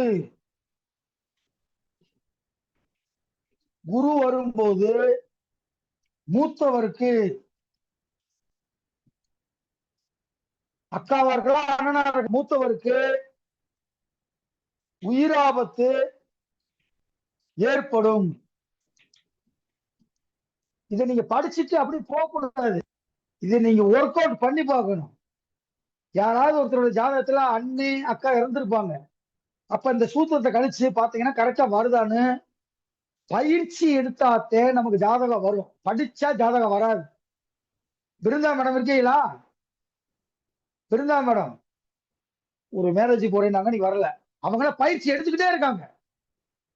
அவங்களே இந்த ஒரு வீட்டு பக்கத்துல இருக்கக்கூடிய ஒரு பெண்ணு, கண்ணு தெரியாத பெண்ணுடைய ஜாதகத்தை கொடுத்து, ஐயா இந்த பெண்ணுக்கு ஜாதக விதிப்படி எப்படி கண் பார்வை போச்சுன்னு கேட்டாங்க.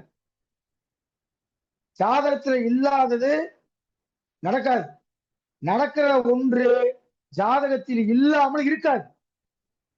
உடனே நான் பார்த்து ரெஃபர் பண்ணி அந்த வீடியோ கூட நான் போட்டு விட்டேன், இந்த பெண்ணுக்கு ஏன் கண் பார்வை போச்சுன்னு. அப்படியே என்ன இருக்கோ, லக்னாதிபதி சுக்கிரன் சந்திரன் சேர்ந்து 6, 8, 12 இருந்தால் அவன் கண் பார்வையை இழப்பான். கரெக்டா அந்த பொண்ணுக்கு இருந்துச்சு. அதை கூட நான் டிகிரியை வச்சு ஏமாந்துடாதீங்க. டிகிரிய பாருங்கன்னு சொல்றது காரணம் அதே. அப்ப கரெக்டா அந்த ஃபார்முலா வந்துச்சு. அவங்களுக்கு போட்டோ எடுத்து அனுப்பி விட்டுட்டு அவங்க கிட்ட கேட்டேன், ஏமா இவங்க ஜாதகத்தை நம்ம யூடியூப்ல போட்டுக்கலாமா அப்படின்னு கேட்டேன். ஐயா தாராளமா போட்டுக்கீங்க அப்படின்ட்டாங்க. அதுக்கப்புறம் அந்த வீடியோ போட்டேன். அப்ப ஜாதக விதியில பாட்டு மூல நூல்ல என்ன பாட்டு இருக்கோ அந்த பாட்டுப்படி கிரகம் இருந்துச்சு, திசாபுத்தி நடைமுறைக்கு வந்துருச்சுன்னா அந்த பாட்டு என்ன கருத்தை சொல்லுதோ அந்த கருத்து நடந்தே ஆகும். மாற்றமே கிடையாது. ஜோதிடத்தை சொல்லத்தான் முடியும், வெல்ல முடியாது. யாரும் வெல்ல முடியாது, சொல்லத்தான் முடியும். புரியுதா? இப்ப பாத்துக்கங்க, ராகு புடத்திலிருந்து செவ்வாய் புடத்தை கழித்து வரும் பாகை அது எந்த ராசியில் இருக்கிறதோ அந்த ராசியில் குரு வரும்போது மூத்தவருக்கு அக்காவோ அண்ணனோ உயிராபத்து ஏற்படும். ஐயா இங்கே ராகுஸ்புடம் குறைவாக இருக்கிறது, செவ்வாய் புடம் அதிகமாக இருக்கிறது, எப்படி கழிப்பது அப்படின்னா 360 டிகிரியை கூட்டிக் கொள்ள வேண்டும். கூட்டிக் கொண்டு விடை வரும். விடை வந்ததுக்கு பிறகு அந்த விடையை 2ஆல் வகுத்து விட வேண்டும். வகுத்து அது எந்த பாகை வருதோ அந்த பாகையில் குரு வரும்போது மூத்தவருக்கு உயிராபத்து ஏற்படும். இது மூல நூல்ல இருக்கக்கூடிய குட்டி குட்டி மேத்தமெட்டிக்ஸ். இதை நீங்க கட்டாயம் போட்டு பாருங்க. அடுத்து ஐயா ஒரு கேள்வி கேட்டார் பேசும்போது, ஐயா ஆண் குழந்தையா பெண் குழந்தையா அப்படின்றத எப்படி கண்டுபிடிக்கிறது அப்படின்னு கேட்டார். அதுக்கு நம்ம ஒரு வீடியோவை நான் போட்டிருக்கேன். சந்தானமணி அப்படின்ற ஒரு பழம்பெரும் நூல் இருக்கு. அந்த பழம்பெரும் உள்ள முழுக்க வேற எந்த விஷயம் கிடையாது. யாருக்கு நல்ல பையன் பிறப்பா, யாருக்கு மோசமான பையன் பிறப்பா, எந்த குழந்தை நல்ல குழந்தை தான் மண்ணில் பிறக்கையில அவன் நல்லவனாவதும் தீயவனாவதும் அன்னையின் வளர்ப்பு நிலை அப்படின்னாரு. அப்படி அன்னையினை வளர்க்க முடியுமா? வளர்க்கவே முடியாது. அப்பா அம்மா ரொம்ப நல்ல மனுஷனா இருக்கான், பிள்ளை 18 வயசுல மைனர் ஜெயிலுக்கு போகுது. ஏன்? அதே மாதிரி அப்பா ஒரு பெரிய குடிகாரனா இருக்கான், அம்மா அதை விட ஒஸ்டா இருக்கும், பிள்ளை சூப்பரா இருக்கான். இந்த ரெண்டையுமே நம்ம சமுதாயத்துல பார்த்துக்கிட்டு இருக்கோம். ஏன்? பிறக்கிறதுக்கு முன்னாடியே உனக்கு பிறக்கக்கூடியவன் எப்படி இருப்பான், அது நல்லவனா பிறப்பானா கெட்டவனா பிறப்பானான்றது சந்தானம் என்ற புத்தகத்துல பிரிச்சு மேஞ்சிருக்கான். அப்ப குலவாக்கியத்தை பொறுத்தளவு 5ஆம் ஆண் ராசியாவது அந்த 5ஆம் இடத்தை ஐயா வாய்ஸ் பிரேக் ஆகுதுங்க ஐயா. லக்கணத்துல இருந்து அனுமணம் தான் சார் குழந்தை பாக்கியத்துக்கு ஆண் குழந்தை பிறக்குமா பெண் குழந்தை பிறக்குமா அப்படின்றதுக்கு நல்லா கேட்டுக்குங்க. 2, 3, 4, 5 ஆண் பெண் ஆண் பெண். 5ஆம் இடத்தின் அதிபதி நீங்க அப்படியே நோட் பண்ணிக்கங்க. 5ஆம் இடத்தின் அதிபதி ஆண் வீடாக வர வேண்டும், ஆண் கிரகம் அமர வேண்டும், அல்லது 5ஆம் வீட்டின் அதிபதி ஆணினுடைய வீட்டில் அமர வேண்டும்.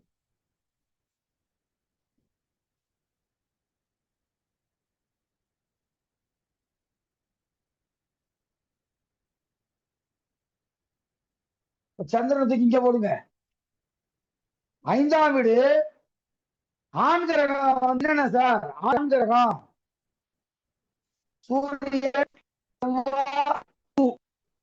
ரைட்டா? இது ஆண் கிரகம்.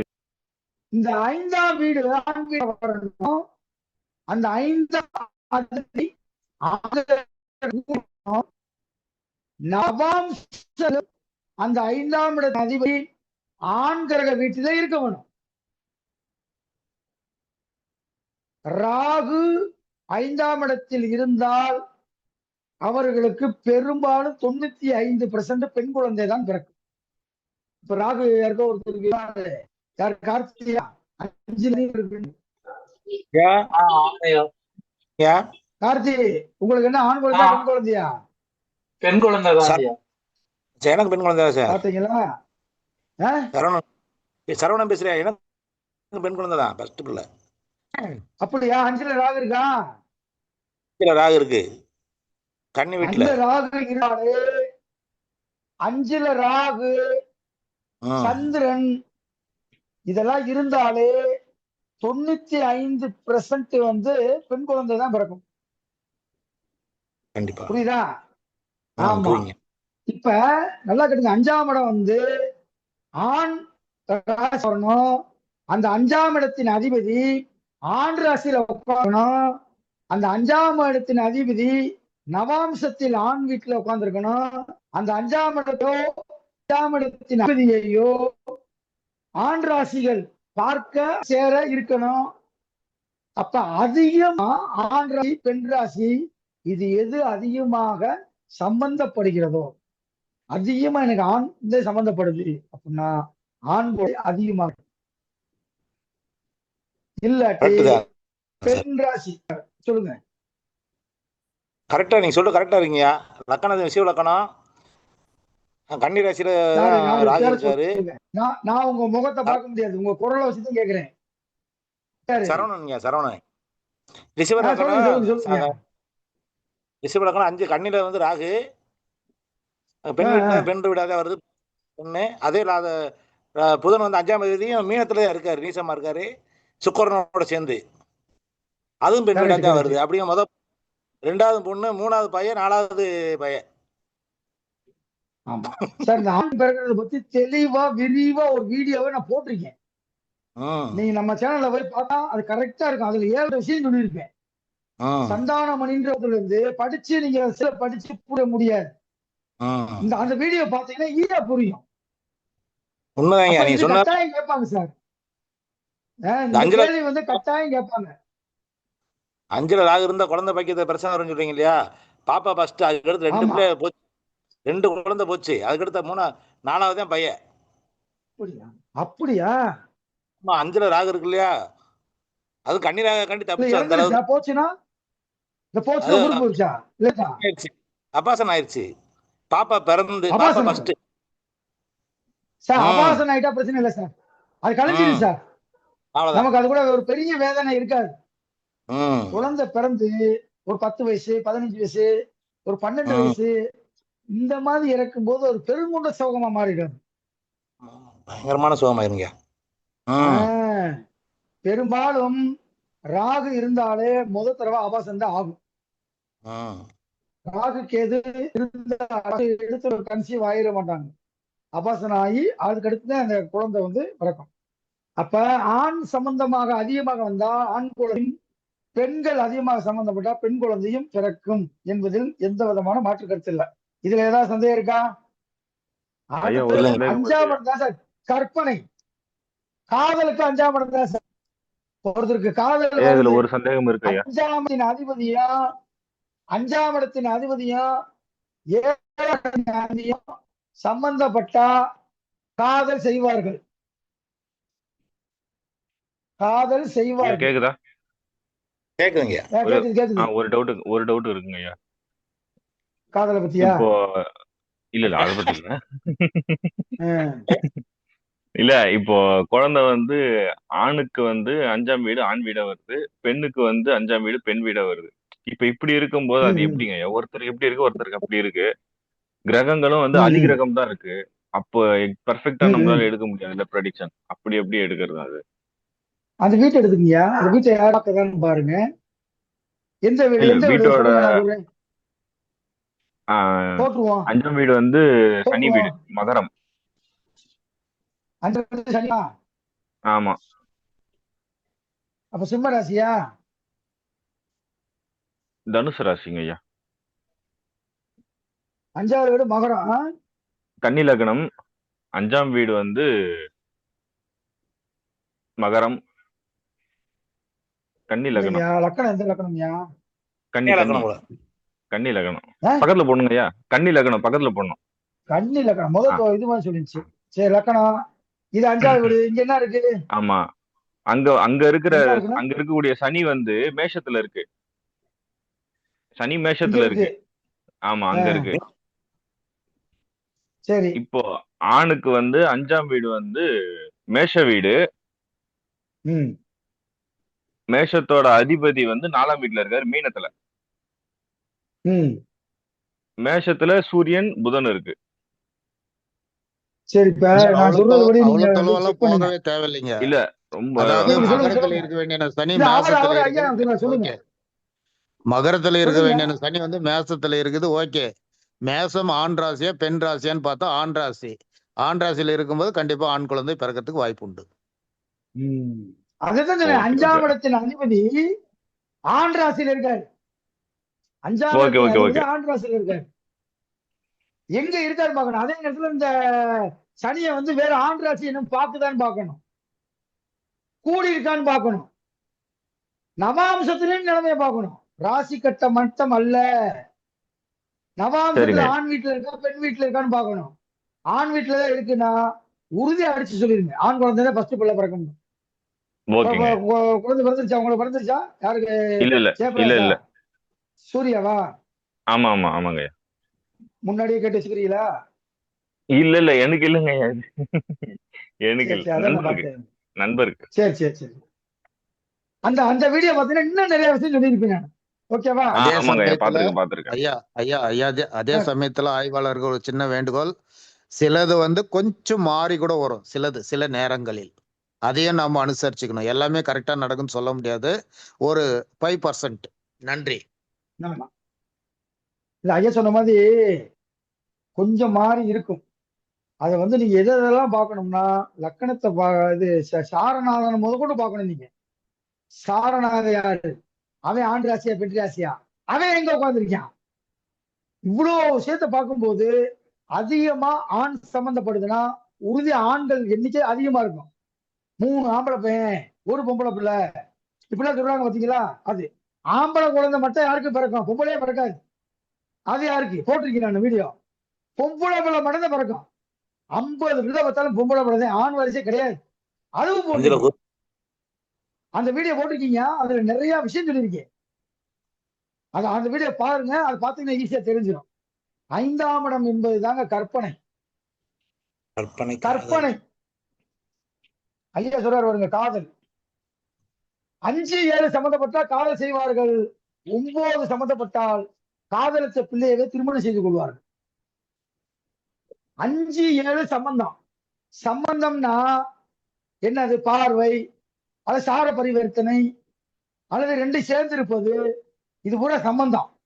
அப்படி இருந்து 9, 5, 7 சேர்ந்து 9 பார்த்துட்டேன் அப்படின்னா உறுதியா காதல் திருமணத்தை செய்து கொள்வாங்க. மாற்று. நான் நிறைய வந்துட்டு 5, 7 சம்பந்தப்பட்டிருக்கோம். என்னப்பா காதல் ஃபெயிலியரா அப்படி கேட்பேன். ஆமாங்க. 5, 7, 9 சம்பந்தப்பட்டோம் காதல் திருமணம் ஆமான் இருக்கான். இது கரெக்டா வருது இந்த ஃபார்முலா. 5, 7, 9 சம்பந்தப்பட்டாலே காதல் திருமணமா நிச்சயிக்கப்பட்ட திருமணமா அப்படின்ற பாத்துடலாம். ஐயா சரியான நேரத்துல ஒரு சின்ன விளக்கம். திருப்பத்தூர் வெங்கடேசன். இன்றைய காலகட்டத்துல 5, 7, 9 சம்பந்தப்பட்டதான் நிறைய காதலிச்சு அதுக்கப்புறம் அவங்கள அரேஞ்ச் மேரேஜா வந்து முடிச்சுக்கிறாங்க. நன்றி. அதே மாதிரி 5ஆம் சனி செவ்வாய் சேர்ந்து இருந்தா தெரியுமா? இங்க சனி செவ்வாய் சேர்ந்தா சொல்லி முடிஞ்சு. என்ன சொல்லி முடிஞ்சு? 5 விளக்கம் சொல்லுங்க சார். சோழி முடிச்சுன்னா 5ஆம் இடம் கெட்டு போகும் சார். அது எந்த விஷயம் நல்ல விஷயம். அங்கே சனியும் செவ்வாயும் யுத்த கிரகங்கள் சேரும்போது அந்த விஷயங்கள் நல்லது நடக்காது. டைவர்ஸ்ல போய் முடியுதுங்க. கல்யாணம் காதலிச்சு கல்யாணம் பண்ணி சீக்கிரமா டைவர்ஸ் ஆயிடுது. ஓகே. அடுத்து முக்கியமான வாங்கி சொல்ல போறேன். சும்மா சொல்லுங்க, ட்ரை பண்ணுங்க. ஏன் மத்தவங்கள காணோம்? எத்தனை பேர் இருக்காங்க? போயிட்டாங்க, தூங்க போயிட்டாங்களா? போனீங்க. அதான் 5ஆம் இடம் கெட்டு பாவமாயிருது. அந்த பாவமாயிருது. அந்த பாவமே இல்ல காதலே வராது. செவ்வாய் சனி 5 பேருக்குள்ள இருக்கு. சொல்லுங்க, நீங்க சொல்லுங்க. 5ல சனி செவ்வாய் இருந்தால் கரெக்டா இருக்கு சார். இப்ப நான் சொல்ல போறது சனி செவ்வாய் சேர்ந்து இருந்தால் கற்பமானதுக்கு பிறகு திருமணம் செய்து கொள்வார். நல்லா கேட்டுங்க. அனுபவ ரகசியம் என் நூலே நீதி இருக்கிறது. அற்பமான பெண்ணை கல்யாணம் சமீபத்துல ஒரு மொபைலுக்கு இந்த சார்ஜர் இது வாங்க போயிருந்தேன், இயர்போன் வாங்குறதுக்கு போயிருந்தேன். அப்போ ஒரு பெண்மணி வர்றாங்க. என்னையே அந்த கடைக்காரரு ஃப்ரெண்டு, அந்த அம்மாவுக்கும் கடைக்காரருக்கும் ஃப்ரெண்டு.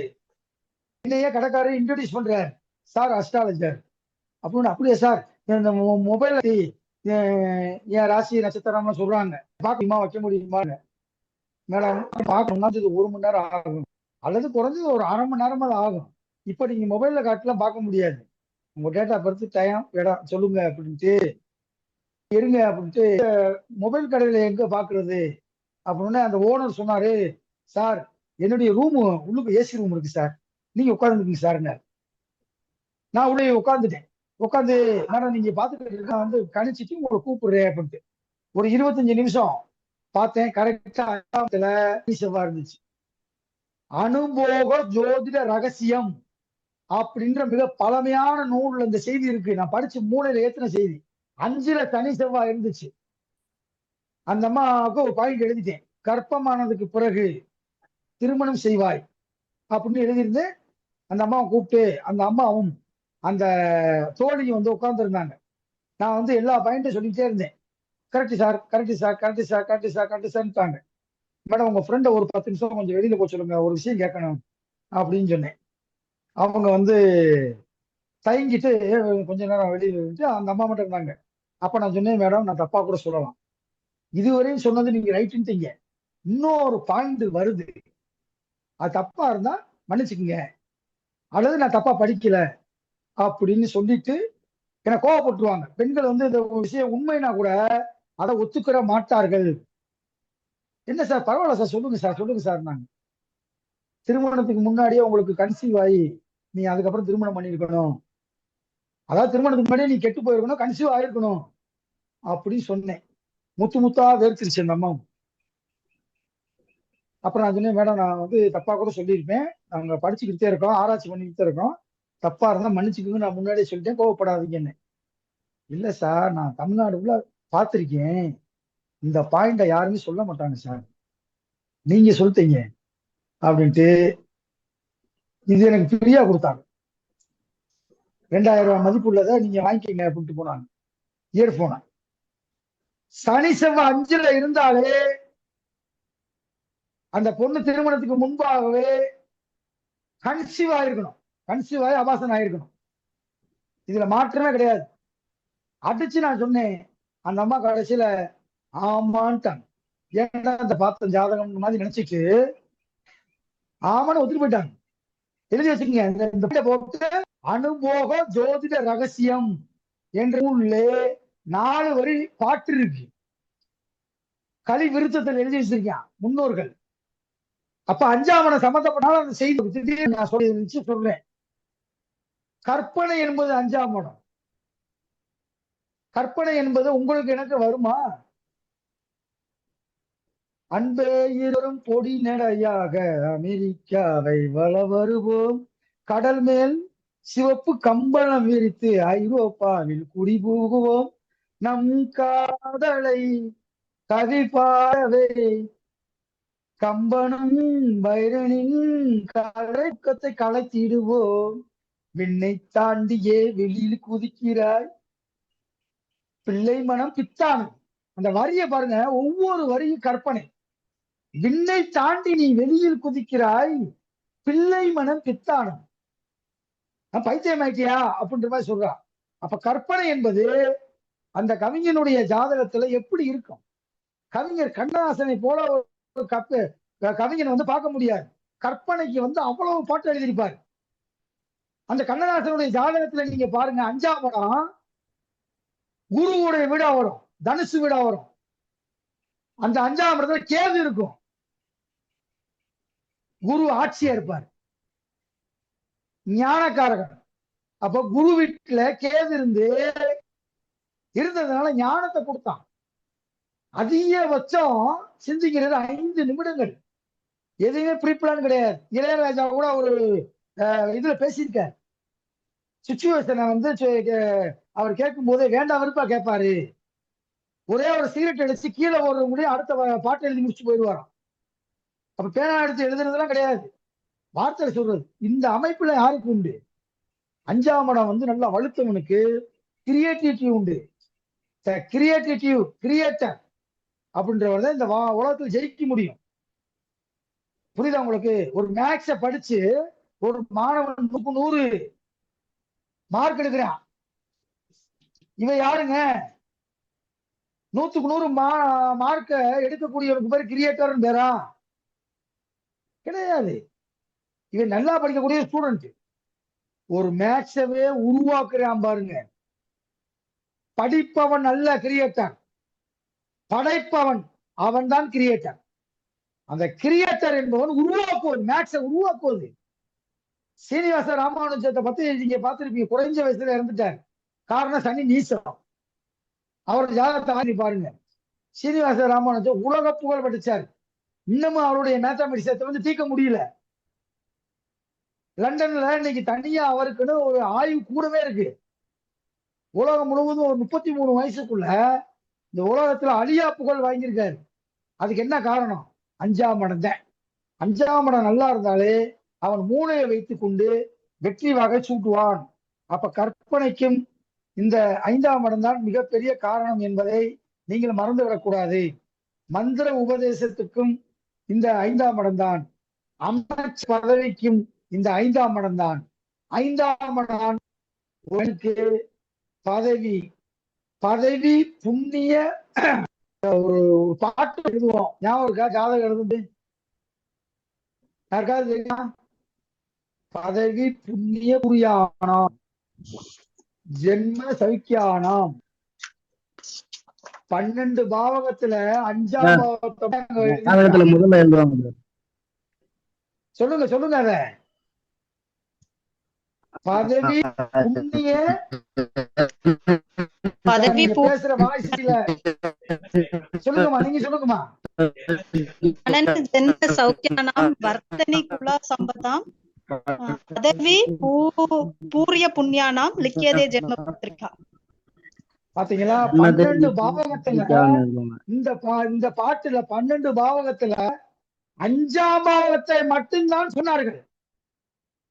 பூர்வ புண்ணியத்தை அனுபவிக்கத்தால நீ பிறந்திருக்க அந்த மண்ணுலன்ட்டா. இந்த பாட்டுடைய தமிழ் அர்த்தம் என்ன அப்படின்னா, பூர்வ புண்ணியம். உன்னுடைய 5ஆம் இடத்தை அனுபவிக்கிறதுக்கு இந்த மண்ணுல நீ பிறந்திருக்க. அது யோகமா இருந்தா யோகத்தை அனுபவிச்சுக்க, தீய கருமமாக இருந்து தோஷமாக இருந்தால் நீ தோஷத்தை அனுபவிச்சே ஆக வேண்டும் என்று சொன்ன. நம்ம என்ன நினைக்கிறோம்? இப்படி தெரிஞ்சிருந்தா நம்ம போன ஜென்மத்தை நான் நல்லா வாழ்ந்திருக்கிறேன் அப்படின்னு நினைப்போம். ஆனா இந்த ஜென்மத்துல வாழ மாட்டான். ஏன் இந்த ஜென்மத்துல வாழ வேண்டியதானே? ஏங்க, மதுரையில ஒரு ஸ்டேட் பேங்க்ல கூட்டி செல்ற ஒரு அம்மா 6 கோடி ரூபாய் மதிப்புள்ள ஒரு தன்னுடைய சொத்தை அரசு பள்ளிக்கூடத்துக்கு எழுதி கொடுத்துருச்சுங்க. இன்னைக்கு பஸ்ல 6 ரூபாய் டிக்கெட் எடுத்தா கூட வீட்டுல போய் டைரியில எழுதி வச்சுக்கிறான்.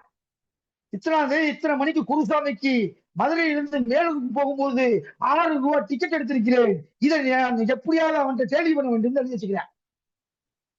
6 கோடிய கூட்டி செல்றாமா சார். ஸ்டேட் பேங்க்ல 6 கோடி எடுத்த இடத்தை வித்து இன்னைக்கு ஸ்டேட் பேங்க்ல வந்து டெபாசிட் பண்ண எத்தனை லட்சம் ரூபாய் வட்டி தெரியுமா? இன்னைக்கு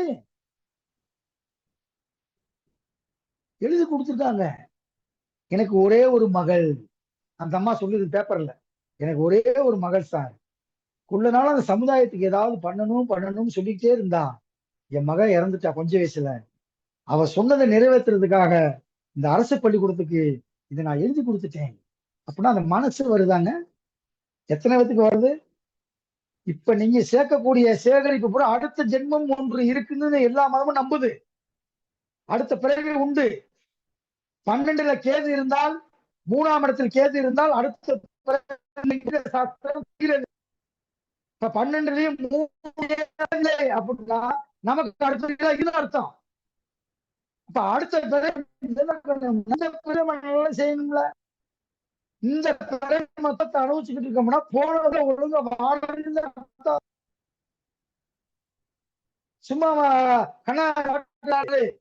தர்மம் காக்கும் தக்க சமயத்தில் காக்கும். தர்மம் தலை காக்கும்னா, தர்மம் என்பது பிறருக்கு உதவி செய்வது.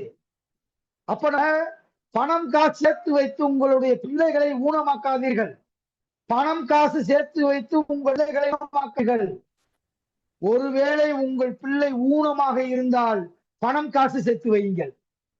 ஒருவேளை உங்கள் பிள்ளை ஊனமாக இருந்தால் அந்த பிள்ளைக்கு பணம் காசு சேர்த்து வையுங்கள். நம்ம சேர்க்க வேண்டியது அனைத்தும் புண்ணியத்தை மட்டும் சேர்த்து விட்டால் இறைவன் அவனை நல்ல ஒரு 11ஆம் இடமும் 2ஆம் இடமும் பரிவர்த்தனை பெற்று பல கோடிகளை கூடியவனாகுவான்.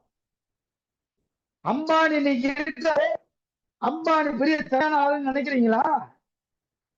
அம்பானி திறமையான ஆளா? அம்பானி கம்பெனியில வேலை பார்க்கிறவன் திறமையான ஆளா? அவன் கம்பெனியில வேலை பார்க்கிறவன் திறமையான ஆளு. அம்பானி திறமையான ஆளு கிடையாது. ஆனா கம்பெனி ஓனர் யாரு? அம்பானினே. அவ தாத்தா என்ன புண்ணியம் செஞ்சாரு தெரியுமா? ஒரே ஒரு புண்ணியம். ஏமன் நாடு, ஏமன் நாட்டிலே பிறந்தார். யாரு? அம்பானி. ஏமன் நாட்டிலே பிறந்து இந்தியாவில் வளர்ந்து இன்னைக்கு தங்க தட்டிலே சாப்பாடு போடுகிறார். கல்யாணத்துக்கு வந்தவனுக்கு பூரா 3 லட்சம் ரூபாயா 30 லட்சம் ரூபாயா வாட்சி கொடுக்குறான். அள்ளி இறங்கிறான். அம்பானிக்கு தாத்தா ஏமன் நாட்டுல பிறந்தவர், இந்தியாவுல வாழ்க்கைக்காக வந்தாங்க. ஆமா, அம்பானியோட தாத்தா ஏமன் நாட்டுல என்ன வேலை பார்த்தாருன்னு தெரியுமா? யாருக்கா தெரியுமா? கப்பல்ல வந்து கூலி வேலை. கப்பல்ல சூப்பர் மார்க்கெட் நடத்துனாங்க. நம்ம கிளாஸ்ல சொன்னவங்க சொல்லாதீங்க சார். யாரு? வெங்கடேசனா? வாசுதேவன். சாரி, நீங்க வாசுதேவன் தெரியும். தண்ணி இழக்காம பால் ஊத்துனாருன்னு ஆன்சரை சொல்லிக்கிட்டு இருக்காரு.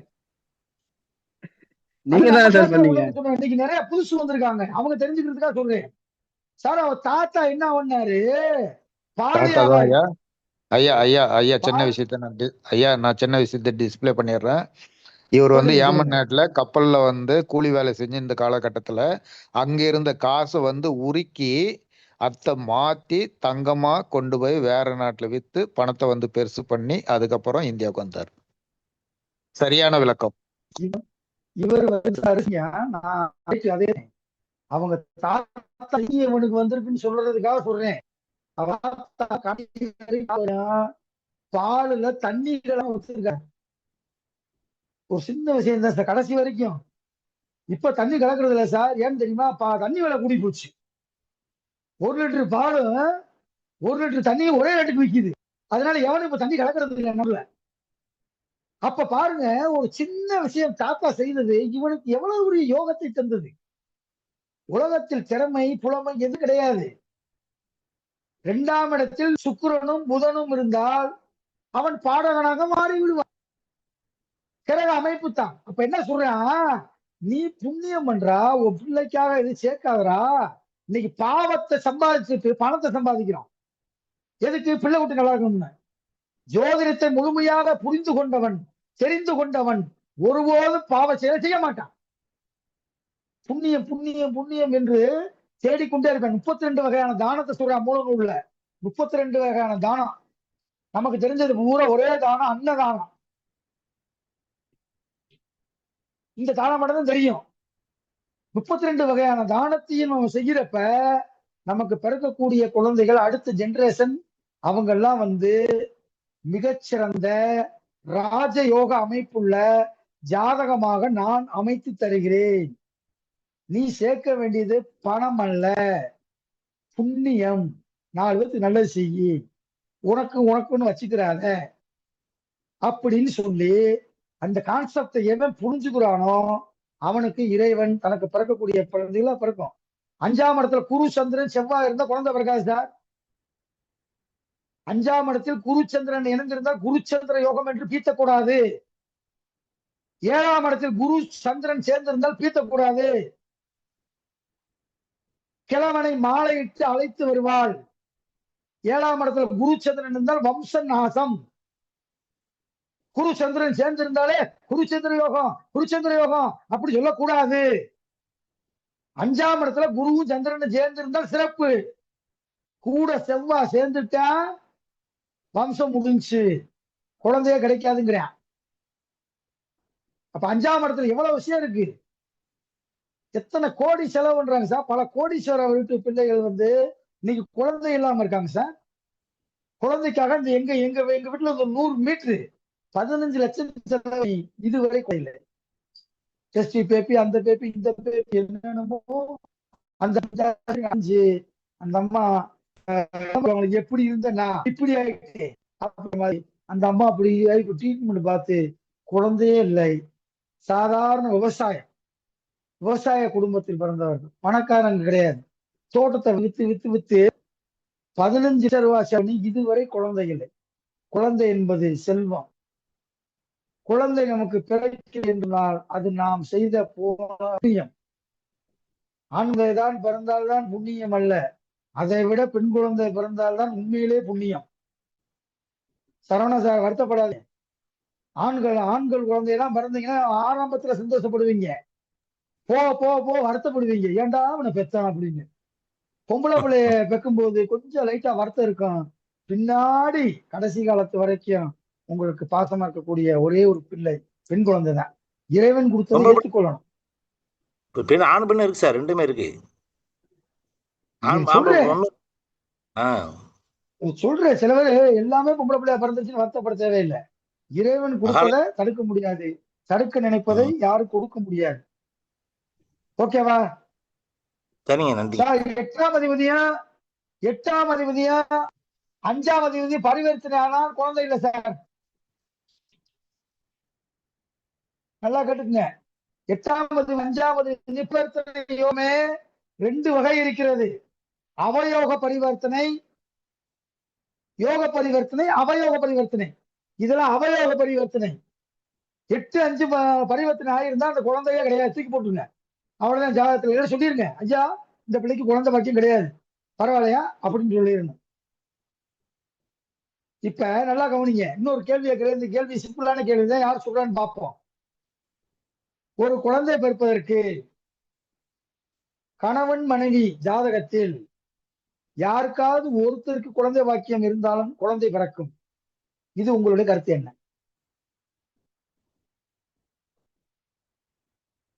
வாய்ப்புகள் இல்லை. யாரு புதுசா வந்தவங்க சொல்லுங்க. வெங்கடேசன், திருப்பத்தூர். வாய்ப்புகள் இல்லை. இந்த காலத்துல டெஸ்ட் டியூப் பேபின்னு சொல்லுவோம். ஓகே. அப்படி இல்லைன்னா அடுத்தவருக்கு பிறக்கிற குழந்தை. ஓகே. அப்ப அடுத்தவங்களுக்கு பிறக்கிற குழந்தைய வந்து நமக்கு பிறந்த குழந்தைன்னு சொல்ல முடியாது சார். அதுதான் டெஸ்ட் பேபினா அதுதான். டெஸ்ட் பேபியும் குழந்தை இருக்கு, ரைட்டு. அது நமக்கு பிறந்த குழந்தை இல்லையே, குழந்தை இருக்கு, அது அடுத்தாது. அதுக்கு எடுத்து வளர்க்கறது ஒண்ணுதே, இது ஒண்ணுதே. ஓகே. அடுத்து நான் கேட்கிற கேள்வி என்னன்னு தெளிவா புரிஞ்சுங்க. கணவன் மனைவி ஜாதகத்தில் குழந்தை பிறப்பதற்கு ஒருத்தர் ஜாதகத்துல இருந்தா போதும் அப்படின்னு இருக்கா? இருந்தா ஒருத்தர் ஜாதகத்துல வலிமையா இருந்தா குழந்தை பிறந்துடும். வாய்ப்புகள் இல்லை வெங்கடேஷ். வாய்ப்புகள் இல்லை வெங்கடேசன். ரைட்டு இருங்க, அவங்க ஏதாவது சொல்லுவாங்கன்னு பாக்குறேன். ஆர்கியூமெண்ட் தான் ஜோதிஷம். ஜோதிடம் என்பது தர்க்கம். இது ஒரு தர்க்க சாஸ்திரம். தர்க்கம் நீங்க வரல அப்படின்னா எப்படி தப்பா சொல்லிடுவோமே அப்படின்னு நினைக்காதீங்க. போட்டியில் பங்கு பெற்றவனுக்கு வரலாறு உண்டு, தோத்து போனவனுக்கு வரலாறு உண்டு. வேடிக்கை பார்த்த யாருக்கும் வரலாறு கிடையாது. தெரிஞ்சுக்க, தோத்து போனவனுக்கு வரலாறு உண்டு, வின்னருக்கும் வரலாறு உண்டு, ரன்னருக்கும் வரலாறு உண்டு. சுத்தியில் நின்று கை தட்டிக்கிட்டு விசில் அடிச்சுக்கிட்டு இருக்கான் பாருங்க, அவன் வரலாறுல வரமாட்டான். சும்மா பேசுங்க. ஐயா மன்னிக்கணும், அறிவியல் ரீதியா 64 குரோம்சோம்கள் இருக்குது. எக்ஸ் குரோம்ஸ்கள், ஒய் குரோம்சோம்கள். இது ரெண்டும் ஈக்குவலா சேரும் போது ஒய் குரோம்சோம் இருந்த ஆண் குழந்தை, எக்ஸ் குரோம்சோம் இருந்த பெண் குழந்தை. ஆனால் ஒருவருக்கு சரியானபடிக்கு ஒய் குரோம்சோம் அல்லது எக்ஸ் குரோம்சோம் இல்லைன்னு சொன்னா குழந்தையை பிறப்பதற்கு வாய்ப்பில்லை என்பது தெளிவான ஒரு அறிவியல் ஃபேக்ட். நன்றி. ஐயா சொன்னதை ஏத்துக்கிறேன், ரொம்ப சந்தோஷம் சார். யாருடைய ஜாதகத்துல ஒருத்தருடைய ஜாதகத்துல குழந்தை பிறக்காததுக்கு இதுவரைக்கும் 166 விதி வைக்கிறேன். இப்ப நான் அந்த கிளாஸ்ல சொன்னது அதிகபட்சம் ஒரு 10 விதி சொல்லியிருப்பேன். என்கிட்ட 166 விதிகள் இருக்கு. அந்த 166 இன்னும் இருக்கு. நான் மூல நூல்ல இருந்து சாறு பிழிஞ்சு கிட்டத்தட்ட 80 புத்தகத்தை படிச்சு அதுல இருந்து குருவி சத்த மாதிரி சேர்த்து வரிசையா வச்சிருக்கேன். எங்க அந்த நோட்டு? இந்த காட்டுறேன் பாருங்க. இந்த இருக்கு பாருங்க அந்த நோட்டு, வரிசையா எழுதிருக்கேன் பாருங்க. இது பூராமே குழந்தை பாக்கியம் இல்லாது.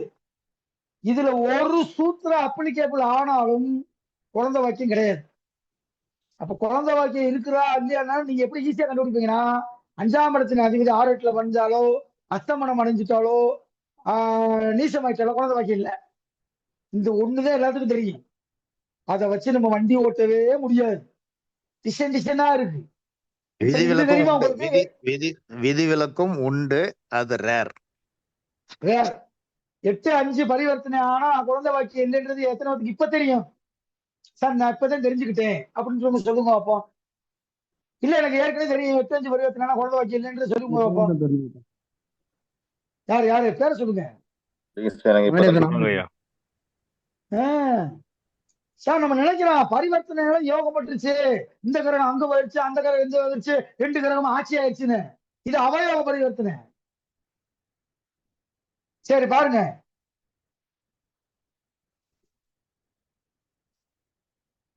பாருங்க அத இந்த மாதிரி 166 விதிகளை வச்சிருக்கேன். இது எல்லாமே உங்களுக்கு அனுப்பி வைக்கிறேன். நான் வாட்ஸ்அப் குரூப்ல அனுப்புறேன்.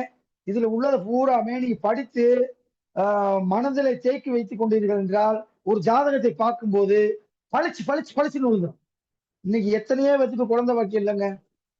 ஒரு 20 ஜாதகம் பார்த்தோம்னா அதுல 3 ஜாதகம் குறைந்தது குழந்தை வாக்கியம் இல்லாம இருக்கு. நான் எத்தனையோ பேத்துக்கு கல்யாணம் பொருத்தம் பார்க்க வர்றப்பே குழந்தை வாக்கியம் கிடையாதுன்ட்டேன். இப்ப சமீபத்துல போன ஒரு 10 நாளைக்கு முன்னாடி ஒரு டாக்டர் MBBS MS DGO குழந்தையை பெற்றெடுக்கும் மருத்துவர், நல்லா கவனிக்கீங்க, DGO அந்த பொண்ணுக்கு பொருத்தம் பார்க்க வந்தாங்க. MBBS MS DGO. அந்த குழந்தைக்கு நான் சொல்லிட்டேன், இந்த டாக்டர் பொண்ணுக்கு குழந்தை வாக்கியம் கிடையாது, தூக்கி போட்டேன். சேலஞ்ச் பண்ணிருக்கீங்க. ஐயோ என்ன எப்படி சொல்றீங்க? வேற எந்த ஜோசியத்தை வேணா போய் கேளுங்க. அவர் இருக்கு அப்படின்னாருன்னா அந்த ஜோசியை வச்சு எனக்கு போன் பண்ணுங்கன்றீங்க. இருக்குன்னா எந்த விதியின்படி இருக்கு, கல்யாணத்தை பண்ணி பாரு அப்படி சேலஞ்ச் பண்ணிருக்கேன். காரணம் என்ன? இந்த அமைப்பு குழந்தையை பெற்றெடுக்கும் மருத்துவருக்கே குழந்தை வாக்கியம் இல்லைன்ட்டான். அது யாரா இருந்தாலும் சரித்தேன், பிச்சைக்காரன் பெரிய புருணை நாட்டினுடைய அதிபதியா இருந்தாலும் சரித்தேன், இந்த உலகத்துக்கே அதிபதியா இருந்தாலும் சரித்தேன், இங்கிலாந்து நாட்டினுடைய இளவரசியா இருந்தா இருக்கேன். அந்த இருந்தால் இந்த காரகம் எல்லாம் கிடைக்கும். 5ஆமும் குரு வைத்து குழந்தை வேண்டும், 5ஆம் இடமும் சூரியனும் வைத்து நாம் குலதெய்வத்தின் அருள் கிடைக்கிறதா பார்க்க வேண்டும். அப்பெல்லாம் 5ஆம் இடத்தின் அதிபதி கெட்டு போய்விட்டால் குலதெய்வத்தின் அருள் நமக்கு சுத்தமாக இல்லை என்று அர்த்தம். குலதெய்வத்தின் அருள் மட்டும் இல்லை என்றால் நாம் ஒருவதும் வாழ்க்கையில் முன்னேற முடியாது. அதனாலதான் குலதெய்வம் என்பது கணவனை இருவரும் போய் கும்பிடுவது. இஷ்ட தெய்வம் என்பது தெய்வத்தையும், ஆமா, கணவன் ஒரு தெய்வத்தையும் மனைவி ஒரு தெய்வத்தையும் கும்பிடுக்கலாம். அது இஷ்ட தெய்வம். எனக்கு ஏசப்பா பிடிக்கும் அப்படின்னா நான் சர்ச்சுக்கு போகலாம், கிடையாது, அது இஷ்ட தெய்வம். ஆனால் குலதெய்வத்தை மறந்துவிட்டு குலதெய்வத்துக்கு முறையாக வழிபாடு செய்யாத ஒருவன் அவனுடைய வாழ்க்கை போராட்டமாக இருக்கும். ஜோசியம் படிக்கக்கூடிய நம்ம எல்லாம் கரெக்டா அந்த குலதெய்வ வழிபாடு என்பது செய்யணும். குலதெய்வம் என்பது சிறு தெய்வ வழிபாடு தான் குலதெய்வ வழிபாடு. பெருந்தெய்வ வழிபாடுகள் எப்போதும் ஒருவனுக்கு குலதெய்வ வழிபாடாக இருக்காது. தெய்வத்தை 2ஆக பிரித்தார்கள், சிறு தெய்வம் பெரு தெய்வம் என்று. எத்தனை பேத்துக்கு முருகன் குலதெய்வம் சொல்லுங்க பாப்போம். இந்த கூகுள் மீட்டிங்ல உட்கார்ந்து இருக்கிறவங்களுக்கு எத்தனை பேத்துக்கு முருகன் எனக்கு குலதெய்வம் சார் சொல்லுங்க பாப்போம். முருகன் ஒருபோதும் யாருக்கும் குலதெய்வமாக இருக்க முடியாது. இது தெரியுமா உங்களுக்கு? இதுமா உங்களுக்கு யாருக்காவது ஒருத்தருக்கு போய் சொல்லி கொடுங்க பாப்போம். அப்படி பார்த்தா சிவ கோத்திரமும் இல்ல, விஷ்ணு கோத்திரமும் இல்ல தானங்க, எல்லாம் ரிஷிகள் கோத்திரம் தானே இருக்கு. இல்ல ஏன்னு கேட்டா முருகன் பெரும் அதுல வர்றேன். பெருதெய்வங்கள் எப்போதும் குலதெய்வங்களாக வருவதில்லை. சிறு தெய்வங்கள் மட்டும்தான் குலதெய்வமாக வருகிறது. அப்ப குலதெய்வ வழிபாடு என்பது மிக மிக முக்கியமான ஒன்று. அப்ப தானம் செய்யுங்கள், தர்மம் செய்யுங்கள், நல்லதை நீங்கள் நல்லதை மனதில் வைத்துக் கொள்ளுங்கள். உங்களுக்கு சோசியம் காசு வருதுன்னா அதுல ஒரு தொகையை எடுத்து அந்த தொகை தான தர்மத்திற்காக செய்யுங்கள். எனக்கு அப்படித்தான் மண்டிக்கு வரும்னா அதுல எடுத்து அதை முடிஞ்ச யாருக்கும் கூகுள் பேச மாட்டேன், யாருக்கும் வந்து பண்ண மாட்டேன். அவங்களுக்கு வேண்டிய பொருளை வாங்கி கொண்டு போய் கொடுத்துருவேன். புரியுதா? அடுத்த அளவு கல்யாணம் பண்றதை செய்யுங்க. ஏழை இருப்பாங்க, எத்தனையோ பேர் இருப்பாங்க. அவங்களுக்கு ஒரு 50 பேர் 100 பேர் கல்யாணத்துக்கு வராங்கன்னா, எப்பா கல்யாணம் செய்ய நான் ஏத்துக்கிறேப்பா, இதுதாங்க உண்மையான அந்த பிள்ளைக்கு தாலி எடுத்து தர்றது, ஒரு மூக்குத்தி எடுத்து தர்றது, ஒரு சின்ன சின்ன விஷயங்கள் செய்யுங்க. இதுக்கு பேர், இந்த தானத்துக்கு பேர் என்ன தெரியுமா? ஒருத்தருக்கு நீங்களே முன்னின்று உங்க ஜாதிக்காரங்க, உங்க சொந்தக்காரங்க, உறவுக்காரங்க இருக்கக்கூடாது, ரத்த உறவே இருக்கக்கூடாது. அவங்களுக்கு போய் நீங்களே நின்று பொண்ணு பார்த்து மாப்பிள்ளை பார்த்து கல்யாணம் பண்ணி வச்சா இதுக்கு பேர் என்ன தானம் தெரியுமா? யாருக்கா தெரியுமா? இந்த தானத்திற்கு பெயர் என்ன தெரியுமா? 32 தானத்திலே இந்த தானத்திற்கு பெயர் கன்னிகா தானம்.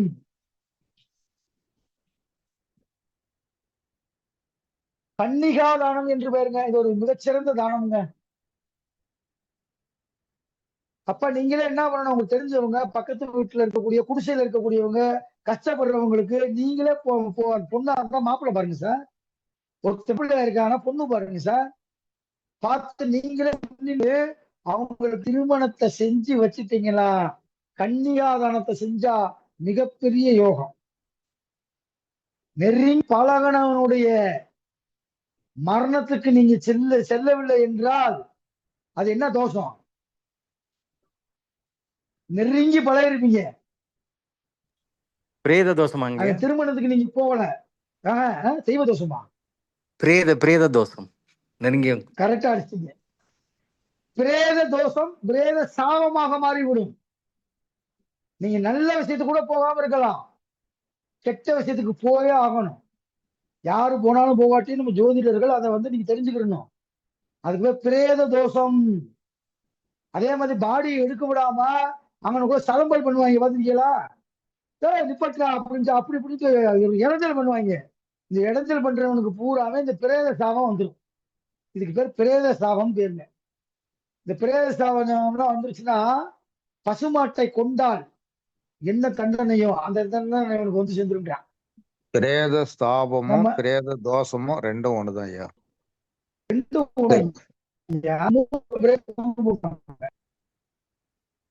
இதுவே சாபம். அப்ப இவருக்கு சாபம் ஆயிடும். நம்ம செய்யற ஒவ்வொரு செயலுமே அன்னைக்கு நமக்கு வந்து 5ஆம் இடம் என்பது ஹிருதயம். ஹார்ட் அட்டாக் எல்லாம் வருதுன்னா 5ஆம் இடம் சம்பந்தப்படாம ஹார்ட் அட்டாக் வராது. ஹார்ட் அட்டாக் என்பது, நல்லா கேட்டுக்குங்க,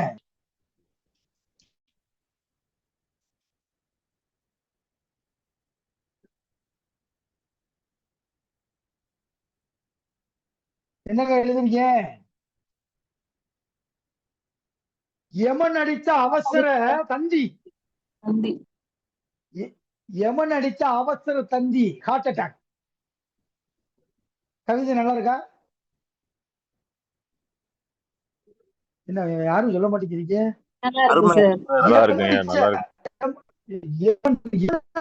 தந்திங்க ஹார்ட் அட்டாக். இருதயம் என்பது எந்த பாவகம்? 5வது பாவகம். காலையில என்ன சொன்னேன்? 4ஆம் பாவகம் மூக்கு. இருதயம் என்பது 5ஆம் பாவகம். அந்த இருதயத்துக்கு கிரகம்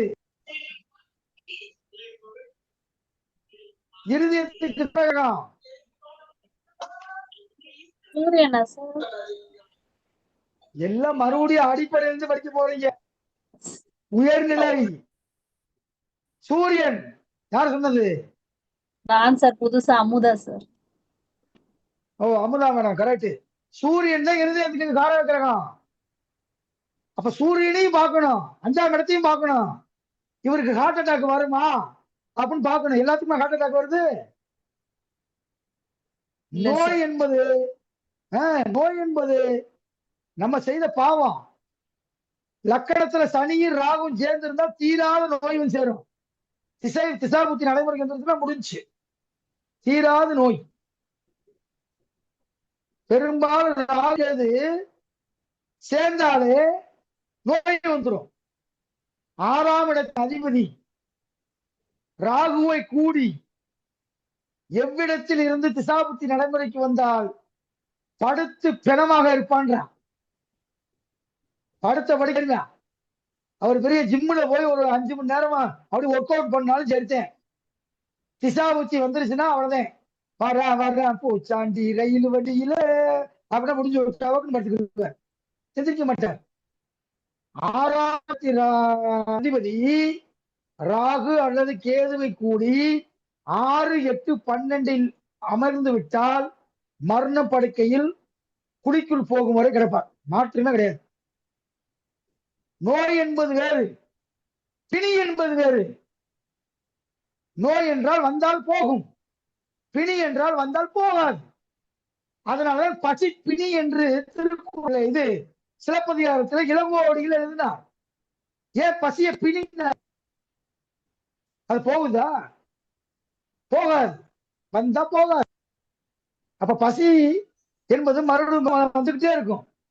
அது மாதிரி 6ஆம் இடம் என்பதை பத்தி நம்ம அடுத்த 6ஆவது வந்து நம்ம நடத்த போறோம். ஓகே, 6வது கிழமை நடத்தலாமா? செவ்வாய்க்கிழமை கவர்மெண்ட் லீவ் தானே, எல்லாம் வீட்டுல தானே இருப்பீங்க. சார் 1ஆம் பாவத்திலிருந்து இன்னைக்கு 5ஆம் பாவம் வந்துட்டோம். 5ஆம் பாவத்தை மட்டும் 50 வீடியோ போடலாம். அவ்வளோ விஷயங்கள் இருக்கு. குழந்தைய பத்தி 176 விதி. அதுக்கடுத்து குலதெய்வத்தை எப்படி கண்டுபிடிக்கிறது? 5இல் சூரியன் இருந்தால் அவன் சிவபக்தன். 5ல சூரியன் இருந்தா யாருக்காவது இருக்கா? சிவனுக்கு பூஜை செய்வான். 5ஆம் இடம் சூரியன் வீடாக வந்தாலும் அவன் சிவனுக்கு பூஜை செய்வான், சிவபக்தனாக இருப்பான். 5ஆம் இடத்தை வச்சு குலதெய்வத்துக்கு ஒரு 10 வீடியோ போடலாம், குழந்தைக்கு ஒரு 10 வீடியோ போடலாம். அவ்வளவு விஷயங்கள் கொட்டி கிடக்கு. அதுல ஒரு சொட்டு நீரை எடுத்துத்தான் பந்து வைத்திருக்கிறேன். இந்த 1.5 மணி நேரத்துல ஒரு சொட்டு தான் கொடுத்துருக்கேன். இன்னும் கடல். நீங்கள் விரும்பினால் 5ஆம் பாவத்தை அடுத்து நடத்துவோம், இல்லை என்றால் 6வது பாவத்துக்கு போய் விடுவோம். இந்த முடிந்தது. இப்போது இந்த வகுப்பை பத்தி சந்தேகங்கள் கேட்கலாம், உங்கள் கருத்துக்களை தெரிவிக்கலாம். சார் தனுசு லக்னம். ஓகே. மகரத்துல செவ்வாய் இருப்பார் சார். ஆனா நவம்சத்துல ஆட்சியா இருப்பாரு. ஆனா எங்க பையன் வந்து சிவன் மேல பைத்தியம் ஆயிட்டுக்கிறான். இப்ப செவ்வாய் தசை நடக்குது. ஓ செவ்வாய் வேற சூரியனை கிரகணம் பண்ணிட்டாரு. ஆல்ரெடி நீங்க பாத்திருக்கீங்க, ஆனா அது அந்த பாயிண்ட் சொல்லல. இப்போ எனக்கு ஞாபகம் வந்தது, அதனால கேட்டேன். ரொம்ப சிவன் டெய்லி போய் பார்க்கணும். நான்வெஜ் சாப்பிட்டோட குளிச்சுட்டு போய் நான் பார்த்துட்டு வருவேன்றான். இப்பதான் 10th போறான். சூரியன் ஆட்சியா நவம்சத்துல இருக்கிறாரு சார். அப்படின்னா அவிட்ட நட்சத்திரம் சார் 1ஆம் பாதத்துல வராரு சார் சூரியன். ஓ, சூரியன் டச் ஆகுதான் பாருங்க. சூரியன் டச் ஆகும். டச் ஆகாம ஒரு சிவபக்தியா அவ்வளவு வெறித்தனமெல்லாம் வர முடியாது. சூரியன் என்ன கேலி பண்றாரு. இப்ப சிவனை பத்தி அவரு ரொம்ப பேசுறான். ஏன்னு எனக்கே தெரியல, எனக்கே டவுட்டா இருக்கு. Okay sir. உங்க பேருமா? சார் என் பேர் அமுதா சார். நீங்க பாத்திருக்கீங்க எங்க பையனோட ஜாதகம். ஓ அப்படியா? ஞாபகம் இல்லம்மா. ஆமா. Okay sir. Okay okay. வேற வேற சொல்லுங்க. வேற இந்த வகுப்பு பத்தி ஏதாவது சந்தேகம் இருக்கா கேளுங்க. ஐயா ஒரு டவுட்டுங்க ஐயா. கேளுங்க. தத்து பிள்ளை எதுலங்க ஐயா வருது? எந்த பாவத்துல? தத்து பிள்ளை 5ஆம் பாவம் தான் ஐயா. இந்த வச்சிருக்கீங்க. அடுத்த கிளாஸ் எடுக்கும்போது சொல்லுங்க ஐயா. இருக்கு தத்து பிள்ளை யாருக்கெல்லாம் கிடைக்குங்க. 5ஆம் இடத்தின் அதிபதி அது ஒரு 5 பாயிண்ட் இருக்கு. தத்து புத்திரனா யாரு போவான்னு சொல்லி ஒரு 10 பாயிண்ட் இருக்கு. 10 பாயிண்ட்ல ஒரு பாயிண்ட் வந்தாலும் தத்து புத்திரன் ஆயிடலாம். இந்த IVF IUI எல்லாம் பண்றாங்க இல்லைங்களா, அந்த குழந்தைகள் எதுல எங்கயா வரும்? உங்க பெற்றோருடைய வாரிசுல வருதா அல்லது டெஸ்ட் பேபிஸ் தான் சொல்றது? ஐவிஎஃப், ஐவிஎஃப், இக்ஸி, டோனார், சரகேட்டிவ், இது மாதிரி நிறைய வருது இல்லைங்களா? ஓ அப்படியா, இவ்வளவு இருக்கா? ஐயா இதுக்கு சரியான பதில், பஞ்சமாபதியனுடைய கிரகத்தின் சாரம் பெற்ற அதிபதி பாக்கியாதிபதியாக இருந்தால் அவர்களுக்கு ஒன்று ஏதேனும் ஒரு நிலையில் குழந்தை பிறக்கும் அல்லது தத்து குழந்தை வாங்கப்படும். நன்றி. சூப்பருங்க. கரெக்ட். ரொம்ப சந்தோஷம். வேற ஏதாவது டவுட் இருக்கா? இந்த கிளாஸை பத்தி யாராவது ஒரு ஒப்பீனியன், உங்க கருத்து சொல்லிட்டீங்கன்னா நம்ம கிளாஸை முடிச்சுக்கலாம். ஐயா கிளாஸ் அருமையா இருந்துச்சு. 125 விதியை மட்டும் கொஞ்சம் போட்டோ எடுத்து அனுப்பிச்சு விட்டீங்கன்னா. நான் இது ஃபர்ஸ்ட் டைம் சார், ஆக்சுவலி நல்லா இருக்குது சார். புதுசா வந்தவங்க சொல்லுங்க. நல்லா இருக்கு. புதுசா சார், நான் இதான் ஃபர்ஸ்ட் டைம், அதனால நல்லா இருக்குது. எக்ஸ்பிளைன் பண்ற விதம் நல்லா இருக்கு. ஆக்சுவலி ஈஸியா புரியுது மெத்தட். திருப்பத்தூர் வெங்கடேசன், குறுக்க வந்து பேசுறதுக்கு மன்னிக்கணும். தெரிந்தாலும் தெரிந்து கொள்ள ஆசைப்படுகிறேன். நன்றி. ரொம்ப சந்தோஷம். ரிக்வெஸ்ட் இது அப்படியே நீங்க ஒரு பிடிஎஃப் மாத்தி அல்லது வீடியோ திருப்பி அனுப்புனா இன்னொரு தடவை ரீசர்ச் பண்ணிக்கிறோங்க. இது ரொம்ப முக்கியமான பாயிண்ட். இது எல்லாமே புதுசா இருந்தது இன்னைக்கு பேசினதெல்லாம். ஒண்ணும் கிடையாது. நான் சோனி கேமரால தனியா எடுத்துட்டேன். அத நைட்டே அப்லோட் பண்ணிடுவேன். நீங்க தூங்கி எந்திரிச்சு காலையில பாருங்க. அந்த லிங்க் உங்க வாட்ஸ்அப் குரூப்ல இருக்கும். இதை ரீகால் பண்ணிக்கிட்டு இதுல சொன்னதை பூரா நீங்க குறிப்பு எடுத்து வச்சுக்கீங்க.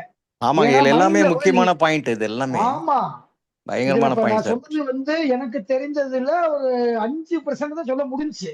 இன்னும் அவ்வளவு வச்சிருக்க குறிப்பு அம்புடி சொல்ல முடியாது. சொல்லணும்னா இன்னும் பெரிய வழியா வரும். ஓகேவா? ஐந்தாம் இடத்து செவ்வாயும் சனியும் சேர்க்க ரொம்ப முக்கியமான பாயிண்ட் எல்லாம் சொல்லி வச்சிருக்கீங்க. ரொம்ப அப்படிதான் தனியா நடத்தலாம். ப்ளீஸ் இந்த வீடியோவை பார்க்காதீங்கன்னு போட்டிருக்கேன். அந்த வீடியோல அப்படி விஷயமா இருக்கும். அத 2000 பேர் பாத்துருக்கீங்கன்னா பாத்துக்குங்க. ரொம்ப பார்க்காதீங்கன்னு போட்டிருக்கேன். ரொம்ப அருமையான வகுப்பு. தேடி பாயிண்ட்ஸ் போட்டுருக்கீங்க. நல்லா இருக்குங்க. நன்றி, வணக்கம். ரொம்ப மகிழ்ச்சி. சிவனடியார் ஐயா, இவ்வளவு சிறப்பா நடத்துவீங்கன்னு உண்மையிலே நான் வெங்கடேசன் திருப்பத்தூர் பேசுறேன். இவ்வளவு சிறப்பா நடத்துவீங்க உண்மையிலே நான் எதிர்பார்க்கல. எல்லா பாயிண்ட்டும் துல்லியமா போட்டு வைக்கிறீங்க. நன்றி சார். ரொம்ப நன்றிங்க. மகிழ்ச்சி. முடிச்சுக்கலாமா சார்? ரொம்ப நன்றி. கிளாஸ் சூப்பரா இருந்தது. இதான் ஃபர்ஸ்ட் டைம் அட்டெண்ட் பண்றேன். சென்னையில இருந்து சாமிநாதன். ஓ சாமிநாதன் சார். ஓ திருச்சி தானே நீங்க? இல்ல சார், சென்னை சார். சென்னை. ஓ சரி. இதுக்கு நம்ம ஸ்டூடெண்ட் நிறைய இருக்காங்க. அதோட சேர்ந்து நீங்களும் படிங்க. கண்டிப்பா சார். நடத்த போறேன். குழு வாட்ஸ்அப் குழு அட்ரஸ் இருந்தா கொடுங்க. நான் லிங்க் இருந்தா ஜாயின் பண்ணிக்கிறேன். கான்டாக்ட் பண்ணுங்க சார். மெசேஜ் பண்ணுங்க, நான் சேர்த்துக்கிறேன். ஐயா திருப்பத்தூர் வெங்கடேசன், அடுத்த குரூப் வந்து முதல்ல இருந்து ஸ்டார்ட் பண்ணும்போது தயவுசெய்து சொல்லுங்க. ஒரு 5-6 பேர் என்னோட கூட ரொம்ப ஆவலா கேட்டுக்கிறாங்க. அவங்களுக்கும் சொல்லி அவங்களுக்கும் சேர்த்து உங்களுக்கு உண்டான என்ன கட்டணமோ அதை செலுத்திட்டு நாங்க ப்ராப்பரா வந்து சேர்ந்துக்கிறோம். இப்ப வந்து தற்செயலா வந்து சேர்ந்தோம். நன்றி சார். நன்றிங்க. இறைவனுக்கு நன்றி. இந்த வகுப்பு இனிதே நடந்ததற்கு எல்லாம் வல்ல இறைவனுக்கு நன்றி தெரிவித்துக் கொள்கிறோம். நன்றி சார். நன்றி சார். நன்றி ஐயா. நன்றி.